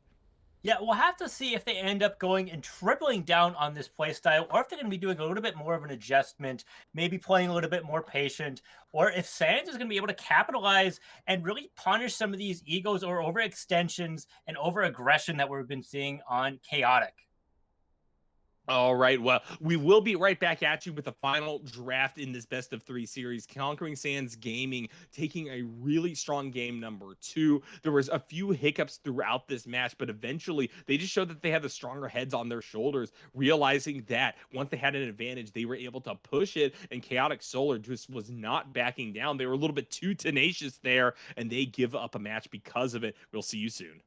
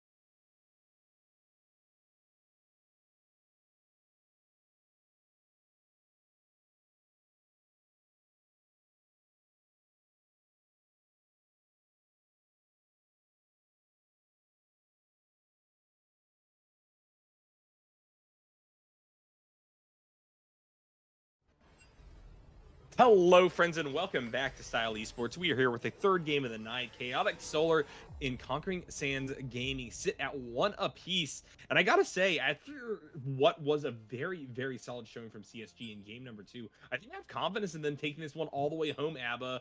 Chaotic Solar are just looking too aggressive for their own good.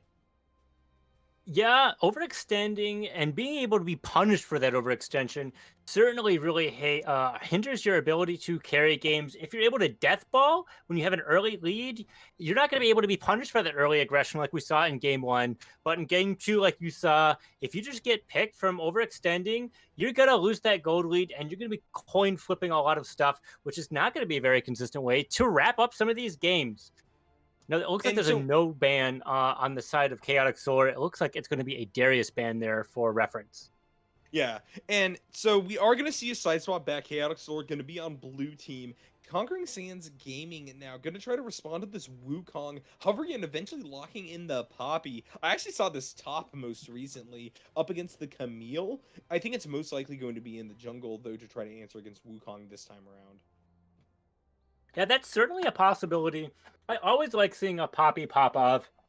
You either get to knock people out and really change the numbers in these fights, or you're able to punish some of this mobility, pin them up against the wall, and really utilize your carries. Yeah, for sure. And one of the things to note is that what I'm saying here is that I don't think Chaotic Solar necessarily have the highest percentage chance of winning this game, but they definitely have the individual capabilities of doing so. I just don't really see, especially now that CSG have a very clearly adjusted from game number 1, them having the ability to snowball the round as hard as they did in that first match. And given that in these even scenarios, it feels that their macro calls haven't been the greatest, I do think that they need a new approach to the draft in order to have a chance to make this a 2-1 victory on their side. I think Zeri Lulu is actually a good way of doing that. It kind of ensures that you have to wait until late to go for fights, and hopefully that scaling will be able to counteract their over-aggression. Yeah, and Lulu certainly is able to bail people out with that ultimate, knocking people away, and it has a little bit of slow on top of it. And if you're able to utilize this Zeri, getting a little bit of that extra poke is always fantastic. We have the Cassante returning back into the top lane for Conquering Sands Gaming. I think that this was a huge factor in their victory in game number 2. So I'm happy to see it come back through. Kind of surprised that Chaotic Solar decided to ban the Darius instead of it, though, going on into this match. Yeah, Darius can be a bit of a juggernaut, so we can certainly understand why that's the case. But we saw what the enemy team was able to do with that top lane pick. So maybe they have an answer for it, and we're just not seeing it. We'll have to see how this draft goes, as they're going to have to pick into this. All right. Well, the ban's pretty standard on both sides. I think that overall, I'm kind of sad we don't get to see the Anivia that seems to be so feared and respected by CSG, but if they really don't like to play against a control mage, it is one of the most annoying ones to contend with, so I'm happy to see it knocked out. Chaotic Soul are also giving some amount of respect over to the mid of CSG by taking away Victor, but once again, Annie gets through the ban phase. Do you think we're going to be seeing it here? I think there's an absolute chance to do it. There's a lot of build-up that you can do and a lot of dive. Like, if you get your ultimate off as Annie and then Wukong can kind of keep them there and bunched up together and then match with it again, it's a lot of damage to certainly be going through. Yeah, the Anivia ban I can certainly understand with a lot of wave clear, and it's going to make it harder for like a mid lane to roam where we see these more fluid motions in between the different lane states with the jungler. And the Gwent's actually going to be the first pick here from Chaotic Solar, reserving that mid lane counter. No, excuse me. We are looking at Chaotic Solar on blue side. So no mid lane counter. Let's just see what they take in the mid lane here. The Cassiopeia going to be that pivot for sure. I think it actually works pretty similar to the Annie. Not the longest range in the world for a mage. Good space control during team fights. A really devastating ultimate if you can angle it properly with prior setups. So overall, Chaotic Solar kind of changing things, but also staying the same in a lot of ways. Yeah, not a whole lot of dashes except for like the Gwen and the Wukong, and I guess Zeri's as well. But that extra movement speed you're able to get out of Zeri and Cassiopeia kind of is able to get around Poppy's punishment for moving around. And of course, Rel's slow movement speed once she gets off of her high horse. Yeah, that is another thing to note. I think that once again we're seeing a very interesting gamble on the bot side from Conquering Sands Gaming. Rel going to be taking the place of Rakan, a little bit tankier, but massively sacrifices their movement speed in order to be such. I think that it's probably going to be a pretty decent matchup to try to go aggressive versus Zeri Lulu early, but you really have to be aware of the fact that you have no movement speed to get out. And so if Zeri kites you, if you don't land that crash down, and Lulu immediately just turns you into a squirrel, it can be a rough time for sure. Yeah, it can be kind of hard to do. Rel here might say, "Hey Zaya, I think you'd be able to play safe here. It's Zeri. There's only a limited amount of stuff they can do. Just don't get poked out by Lulu. I'm gonna go top lane. I'm gonna go carry the game there." All right. Well, I am happy to see the fact that Chaotic Soul are taking slightly new angles, especially top lane and bot lane during this draft. I Shall I think turn in that my badge and the rifle as Wukong is well? going to be a disruptor in much the same way as the Sejuani was in game number 2. But this time, if you are able to get really good setup off of an ultimate or off of just straight up vision control, Cyclone from this Wukong going to be a whole lot more valuable than Sejar. Yeah, for sure. Sedge R can be really good if you need to lock down one particular champion. Like if you're doing a protect the Kog'Maw sort of style where you just have the carry who's going to do all of the damage, really good. But when you have more of a burst or versatile carries between all of these characters, that knockup can be really devastating and can punish the spacing just a little bit more, being Wukong can just kind of pop out of nowhere versus Sejuani's ult, which is a little bit slow at its longer ranges.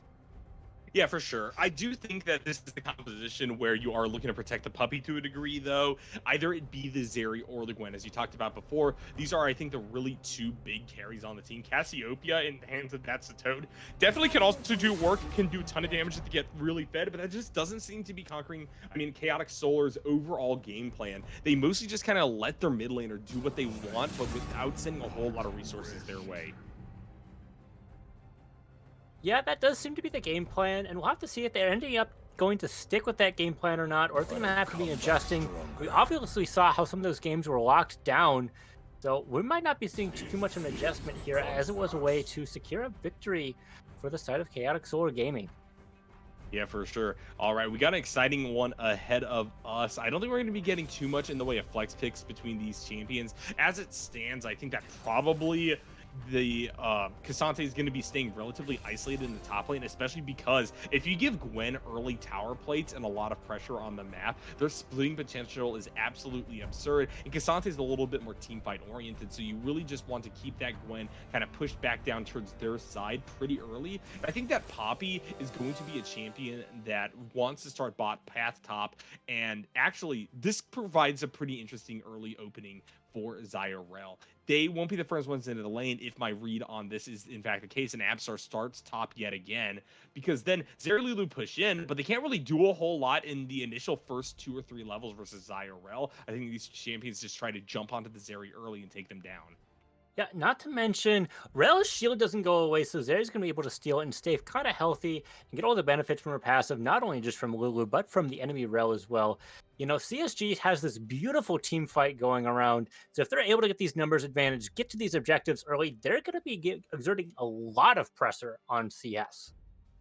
All right, yeah, for sure. I think that that's something to be watching out for. And I think that both teams, yet again, have some amount of evenness coming into this game regarding their drafting. It's just a matter of kind of cutting back on these bad habits that we've seen develop on both sides. Conquering Sands Gaming need to up their early game pressure and their ability to just individually lane versus Chaotic Solar. And Chaotic Solar needs to take a chill pill once it goes late. They got a Zeri in the hands of Crow this time around. They got a Cassiopeia. They got a Gwen. They are looking late game, and hopefully that's finally where they see them pull the trigger. Hopefully not a little bit too early. We're going to go to a quick break to get into this final draft of the night, or this final game of the night, and we'll be back shortly.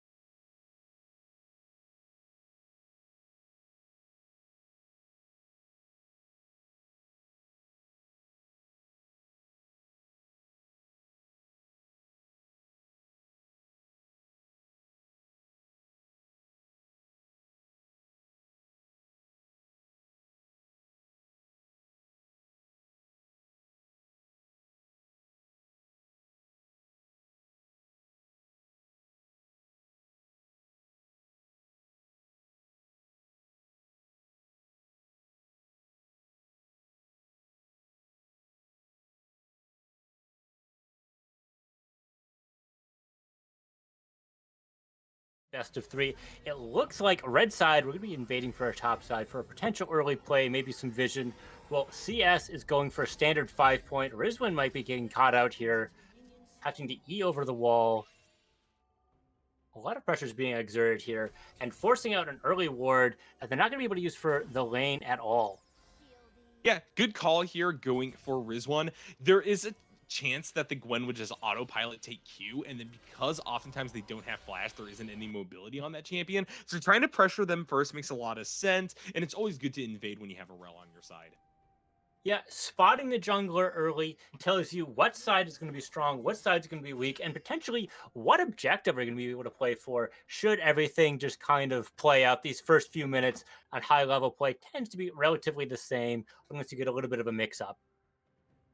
Yeah, I don't think we're going to be seeing too much wildness early. Chaotic Solar has often been the initiator for big fights throughout the laning phase, but this time they got a Zeri, they got a Cassiopeia, and they got a Gwen. None of these champions, unless they are particularly good at getting 1v1s going in their favor, are really going to present a lot of kill pressure against Conquering Sands Gaming early. Yeah, Gwen isn't able to get online until maybe that first item, and then they can maybe 1v1 if they have a pretty decent gold lead to begin with. But you got to get your Conquer stacked up. And if Jay Bear is able to get some of these short trades at all with Grasp, that's not going to be super great for the Gwen. I've never been a huge fan of Gwen myself personally because I think that she very oftentimes struggles at just getting good trades.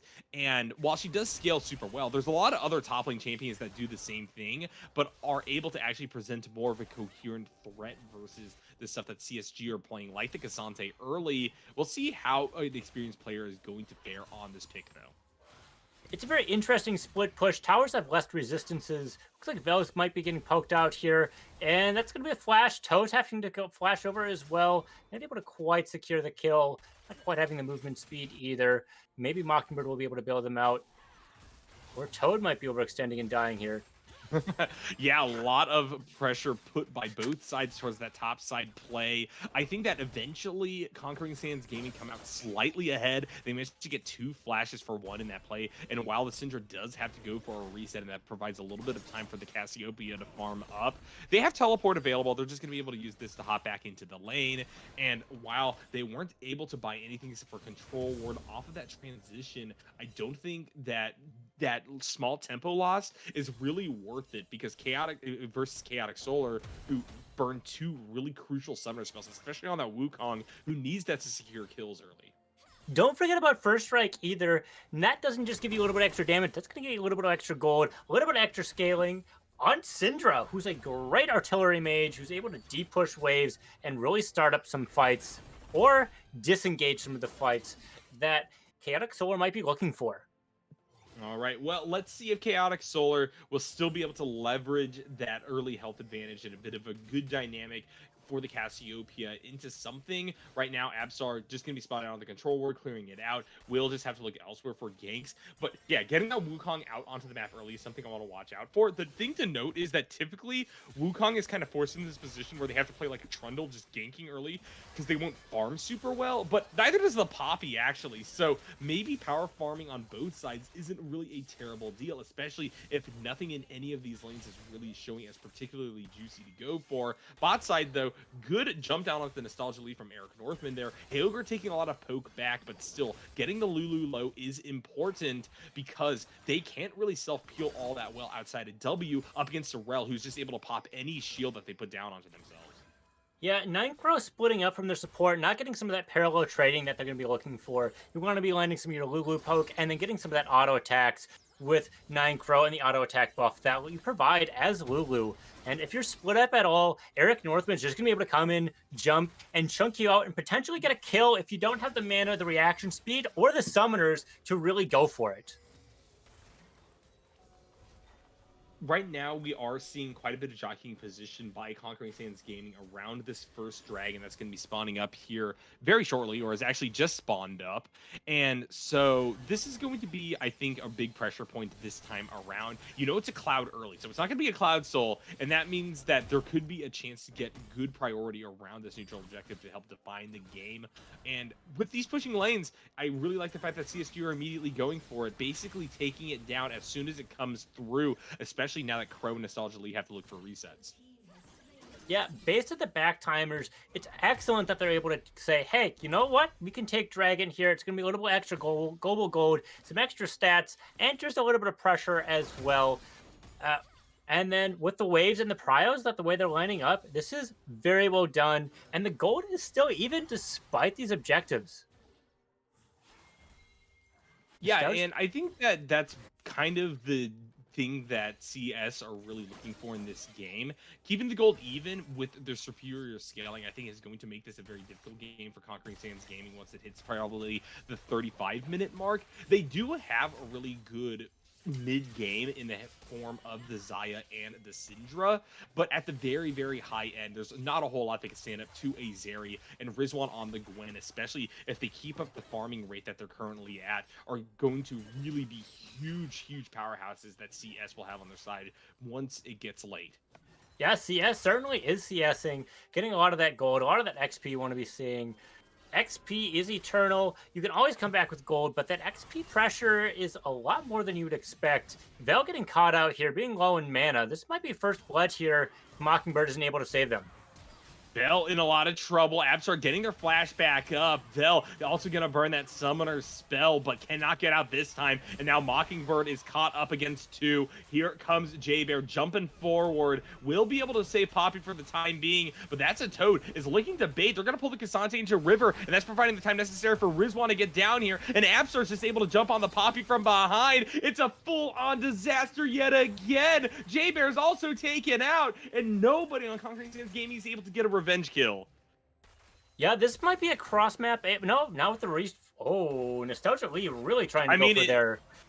Yeah, Eric Northman still died, so it is a cross map, Abba, which is devastating for Red Squad. Chaotic Solar, I was talking about what would happen if they couldn't get ahead early, and while That's a Toad is taken out by a really nicely placed Unleashed Power from Vel, I don't think that they are going to be struggling all that much early like we were thinking they might. Yeah, for sure. Apsar already having 3,000 gold on his character is devastating on a Wukong. When he just comes up out of a clone and then knocks you up and your team's able to follow it, it really hurts. If you're not killed instantly, you're going to feel it.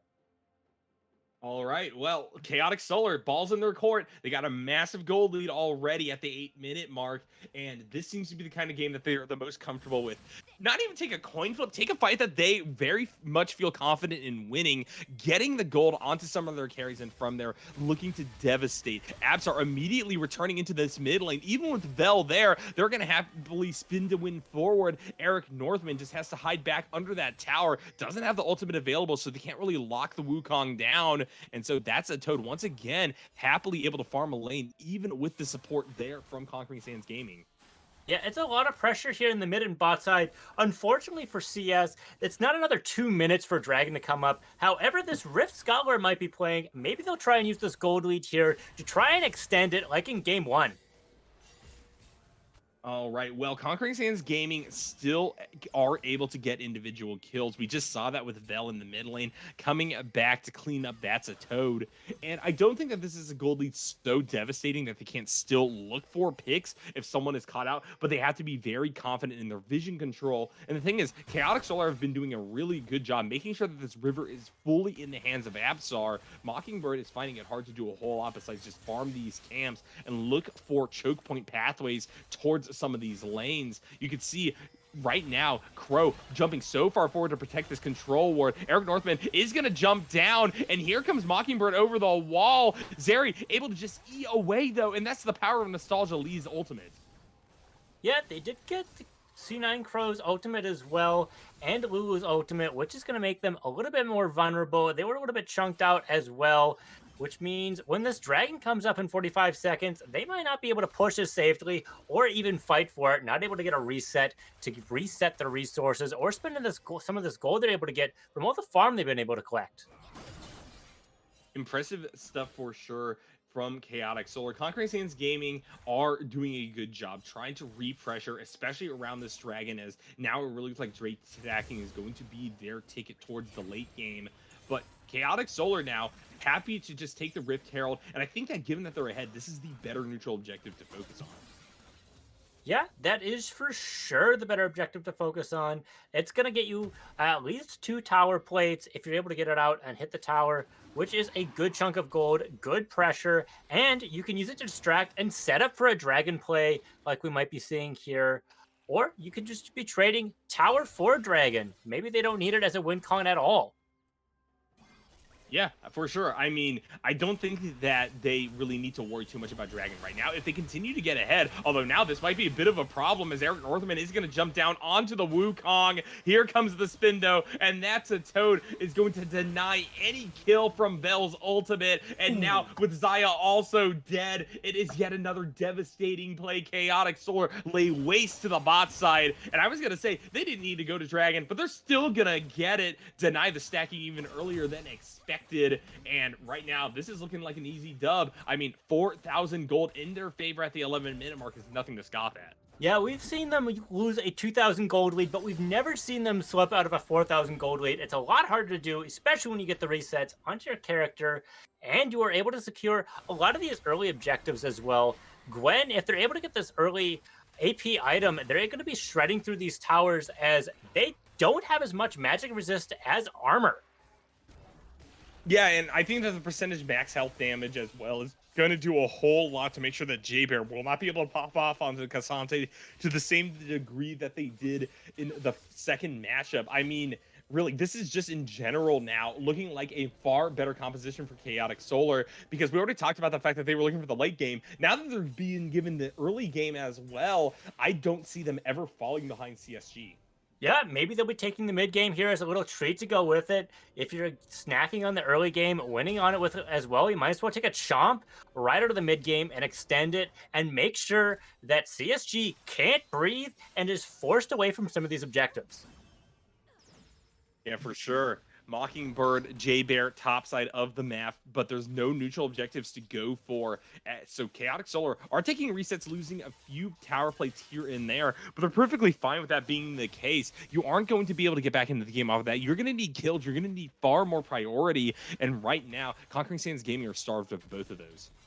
Yeah, one of the problems with taking an early tower on one of the enemy carries is they're able to stay back, possibly freeze, and just get some gold for free. You're not able to pressure them at all, but you kind of need that pressure as well from the plates and the tower as well, which kind of puts you in an awkward spot when you're behind. For sure. And I don't think Conquering Sands Gaming are out of it quite yet. I am pessimistic given the match history that we've seen between these two. Chaotic Solar, I think, was actually in a worse situation in game number 1 at around the 12-minute mark. It was just kind of an explosive fight a bit later on, maybe 15 minutes in, that got them the huge dominant goal lead. Right now, though, Chaotic Solar is in a bit of trouble bot side of the map. Crow getting W'd on. Here comes the crash down. Eric Northman not able to land that, though. And now the Rel is so far away from help. They're just going to be killed by Abzar, who is sitting at 5-0 on the Wukong. Yeah, with Divine Sunder, he's really going to be able to chew through some of the more tanky members of CSG, rip through them, and allow Zeri just to pop in, chew, and shoot them down, especially with all the mobility and excellent Kaido we've been seeing from C9 Crow. All right, well, and yet again, we are seeing a dynamic that is rearing its ugly head from game number 1 that I think is really hurting CSG. Vel has to be forced into these side lanes now, trying to get a bit of insurance back over for J-Bear or Heogre, as we see the Syndra sneak topside, trying to do something up against Rizwan, who has perpetually been having the health in CS advantage versus this Cassante, which is absolutely devastating given how well this champion scales and how easy it is to bully early on. And so Chaotic Solar, yet again, find themselves in a really, really fantastic spot to just take this game. Tribush fight now happening bot side of the map. Crow and Nostalgia Lee, though, happy to just hover this one. The constant auto attack pokes from Zeri means that you can't really hide outside of vision on the Xayah or the Rel to the same degree you would be able to against any other AD carry, especially given the fact that Zeri has already completed that Noon Quiver and is doing a good job holding neck and neck on CS with Heogre. I do think that this is yet another winning lane for CS. Yeah, Shield Bow is really good. Getting that shield passive on Zeri gives you all your passive for free just because the enemy's been hitting you and you're able to strike back and do more of what your kit does. Not to mention here with the mid lane, we're already seeing 3 stacks on a row on not Cassidon, Cassiopeia, and we almost have a fully stacked tier, which is 200 more than the enemy Syndra's Vel. All right. Well, Next Dragon is spawning up shortly, and Conquering Sands Gaming have taken basically a full map reset and now are all streaming down through the mid lane. Maybe they're looking to fight this. I do not think it's advisable given the gold gap right now and given the power that all of Chaotic Solar's laners have demonstrated. But hey, maybe they think it's the right idea. As it currently stands, they are just pushing out the waves, but I am very nervous. CSG getting a little bit of that game 2 Chaotic Solar energy about them, and that's worrying given that Chaotic Solar were not in this rough of a spot so early in the second match. Yeah, the one thing to mention is that's a Toad, hasn't been able to get a back yet, and they're a little bit low on mana. And as Cassiopeia, you're a bit mana hungry, so it's going to be harder for you to go into this fight and do as much as you would want to on your kit. That being said, the gold lead is still a gold lead, and unless Vel and some of these other champions are able to poke them out, they might not be able to get this dragon. And here comes Absar spinning down onto Vel, who just is a flashback towards the tier 2. And while CSG tries to wrap around to stop this Wukong, this champion is just too damn fed to deal with. There goes Heyoger, and I think the rest of the team is sure to follow. J-Bear gonna get the Intovo Strikes knockout back, but if anything, Chaotic Solar is gonna say, thank you for pulling us closer to your team. And look at the cleanup inside of the choke point. Zeri is able to just ignite their ultimate, take down 2, and force Eric Northman to hide as the other 4 members of CSG are dead. Yeah, this is a 5,000 gold lead now that we're seeing 11-2, and with mid tower falling, that's going to be the second tower for the game, first for CS, and mid tower is pretty important, not with it only being short, but it enables you to take some of the enemy Raptors, choke the jungler out. We're already seeing a CS gap here, and this could be a potential Rift Herald to follow up to really even pressure even more. Even though it's not quite as valuable, you're still able to get some pressure and gold here with getting both objectives potentially. For sure. I mean, and like I said before, second Rift Herald, not always the greatest neutral objective, but very, very good if you're ahead. And honestly, this could be another 20-minute game. First one, even at the 17-minute mark, wasn't looking this devastating. Well, it was looking this devastating for CSG, but it wasn't looking like it was going to be an auto lose at 20 minutes. All it took was one more big fight, and clearly CSG are still walking up and grouping, although they do get the Herald. They certainly do get the Herald. It's not going to be as much gold as the first one, but global gold on your team is still global gold. And if you're able to exert any more pressure, that's going to allow you to breathe a little bit more, a little less pressure on your neck, and you can just scale and maybe try and secure a little bit more of the mid game so that CS isn't going to be able to scale quite as well into the late game and pressure. All right, Rizwan bot side of the map having to deal with 2 members of Conquering Sands Gaming, but still with their needlework able to dance their way out of that one.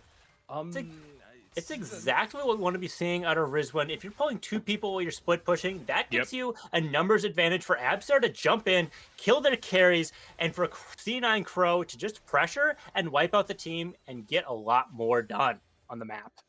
Yeah, it's going to be an awkward situation for CSG from now on because with the way that the game snowballs, particularly against Chaotic Solar, who play so well off of vision control, especially with champions like Wukong from Absar, I think that it's just going to be difficult to not get choked out here. The map vision is completely lit up in favor of Chaotic Solar right now. Look at how many wards they have in River versus what Conquering Sands Gaming Look has. at Nostalgia Lee's ward score. Immaculate. 49 at nearly 20 minutes is immaculate. It's what you want to be seeing out of every support.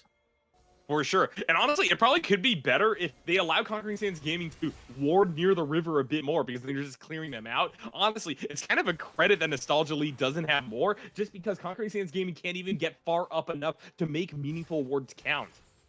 Yeah, if you have your wards sitting in your pocket, but you're not able to place them down in any meaningful way, where you're just too safe of a ward, you're not going to get a whole lot of information. It's not going to protect you, and it's not going to give you the information you need for some of these big, more important macro calls. It gets kind of awkward, especially if you have a Rift Scuttler sitting in your pocket. You're not able to pressure any of these lanes. All right, well, Conquering Sands Gaming have got to do something. We can't just doom and gloom them at this point, even though, as you are saying, yeah, but this is looking really rough. I think that it's much more about just trying to find some way back into the game now rather than just giving it up. You've already played 2 very hard-fought sessions. Why would you want to pass up a ability to still have a chance at winning this best of 3? Right now, it's going to be about getting vision and hopefully catching out Chaotic Solar once they get a little bit too big for their britches. This could be the chance. Baron starting to get taken down, but Red Squad are wise to the shenanigans coming through. They're going to try to branch in from this top side, and they will, in fact, repel Blue Squad. Rizwan teleporting in a little bit too late still is just able to skip and slash out. Yeah, Baron eats up a lot of your resistances, so this might be the play that ends up punishing CS. They're able to get the Rift Scuttler out, maybe get this top tower, and get a little bit more global gold on their team, and maybe close this gold gap. CS hasn't thrown their lead like they did earlier. Ooh, and that looks like Eric is getting caught out there on the rel. So any play from here is going to be a 4v5 until they're back into the map, which is forcing some backs here as well. All right, Absar coming forward down onto J-Bear now. It's the Wukong soloing the Cassante. I rue the day when this is happening. All out being thrown through by the top laner Conquering Sands Gaming, excuse me. Tonight has just been a rough night for me being able to speak coherently, but it's also been a rough night for CSG as this game is anything to go by. Still, Absar is chased off. They can't dive the tower alone. That's a Toad is wrapping around up here, though. The clone dies, but now Cassiopeia's health bar is immense, and I don't think J-Bear can deal with that, nor the 2-level lead. Yeah, the level lead did make things a little bit awkward. Obviously, being able to, leverage the 2 items that they have, Black Cleaver really gets rid of some of those resistances, and I'm not sure if they transfer over if you're ultimating as Conte. All right, that's a Toad is caught out here. Bell coming through from the far side. Mockingbird is just melted, though. Taking his be damned. That's a Toad is 2 fed. Nice stun from the Zaya, pulling back those feathers with the E, but still, the Cassiopeia is able to get a double-double before they're eventually taken out by Eric Northman. Hey, Ogre trying to kite this one versus Crow, but unable to do so. It's a disaster yet again. A 5-for-1 Chaotic Solar get the Baron of their dreams. Yeah, Baron, this is going to be either a recall or they might be trying to get for the 3rd Drake for Soul Pressure. Not that they necessarily need it. They're going to be a little bit low on resources here, so I wouldn't be surprised if they back, but they might not need the resources at all and just go and push this wave into a dragon, not allowing the enemy team to get some of these objective gold at all or set up provision for this play either. Yeah, and Chaotic Solar are taking this mostly as a formality. There's not a whole lot else to do on the map until Conquering Sands Gaming come back and start to pressure them. Chaotic Solar right now just grab this to have insurance that the game's going to end in 5 minutes when Conquering Sands Gaming are forced to walk up for a fight and try to stop an Infernal Soul from being grabbed by Blue Squad. Yeah, 7,000 gold is quite the big difference. If they're able to kill Wukong at all, that's a lot of gold on their team, and that's would be 1,000 gold to come back. Or if they're able to snipe C9 Crow's Zeri, that's also going to be a lot of gold, pushing them back in. Or perhaps Syndra just needs to be able to finish their tier item and get some more damage into the enemy team. Game is definitely throwable. I'm going to hand you that, Abba. The problem is that I think it's going to take not only a single pick, it's going to have to be a full-on team fight to follow up on that single pick. And Conquering Sands Gaming right now, with the Baron buff on 5 or 4 members of Chaotic Solar, can't afford to do anything but spread out to catch these waves. Oh yeah, they're gonna have to be catching these waves, making sure that CS isn't able to pressure and utilize these and move forward. It's certainly winnable, but it's not gonna be their game to win. It's gonna be CS's game to lose. I've certainly won games where I've been 10,000 gold behind, but I'm not playing in these higher end brackets. Yeah. And Conquering Sands Gaming now are forced down into the mid lane, but this is actually kind of better than what I was saying. They are able to group as 5, but that's just because the singular person that Chaotic Solar are bringing to the map. It seems like because of top lane and bot lane still having their tier 1s intact, Chaotic Solar, if they really want to just try to pressure for an end here and get a team fight going, they need to stick mid. And so these other lanes aren't as much of a concern for CSG anymore. Although now J-Bear, who is just looking for Krugs, may get punished. They're going to ult Absar over the wall, but the Wukong just spins back out, only taking a single tower shot along the way. Yeah, those Syndra's able to wave clear, as is Heogan's Zaya, you can get a lot of wave clear. So if they're choked to go through an end through mid, they're not going to be able to do it because they're not going to have the minions to do it, even with Baron buff. That being said, this TP is getting canceled with the tower being destroyed. All right, Mockingbird walks forward, gets an ult off, manages to shoot back. That's a toad.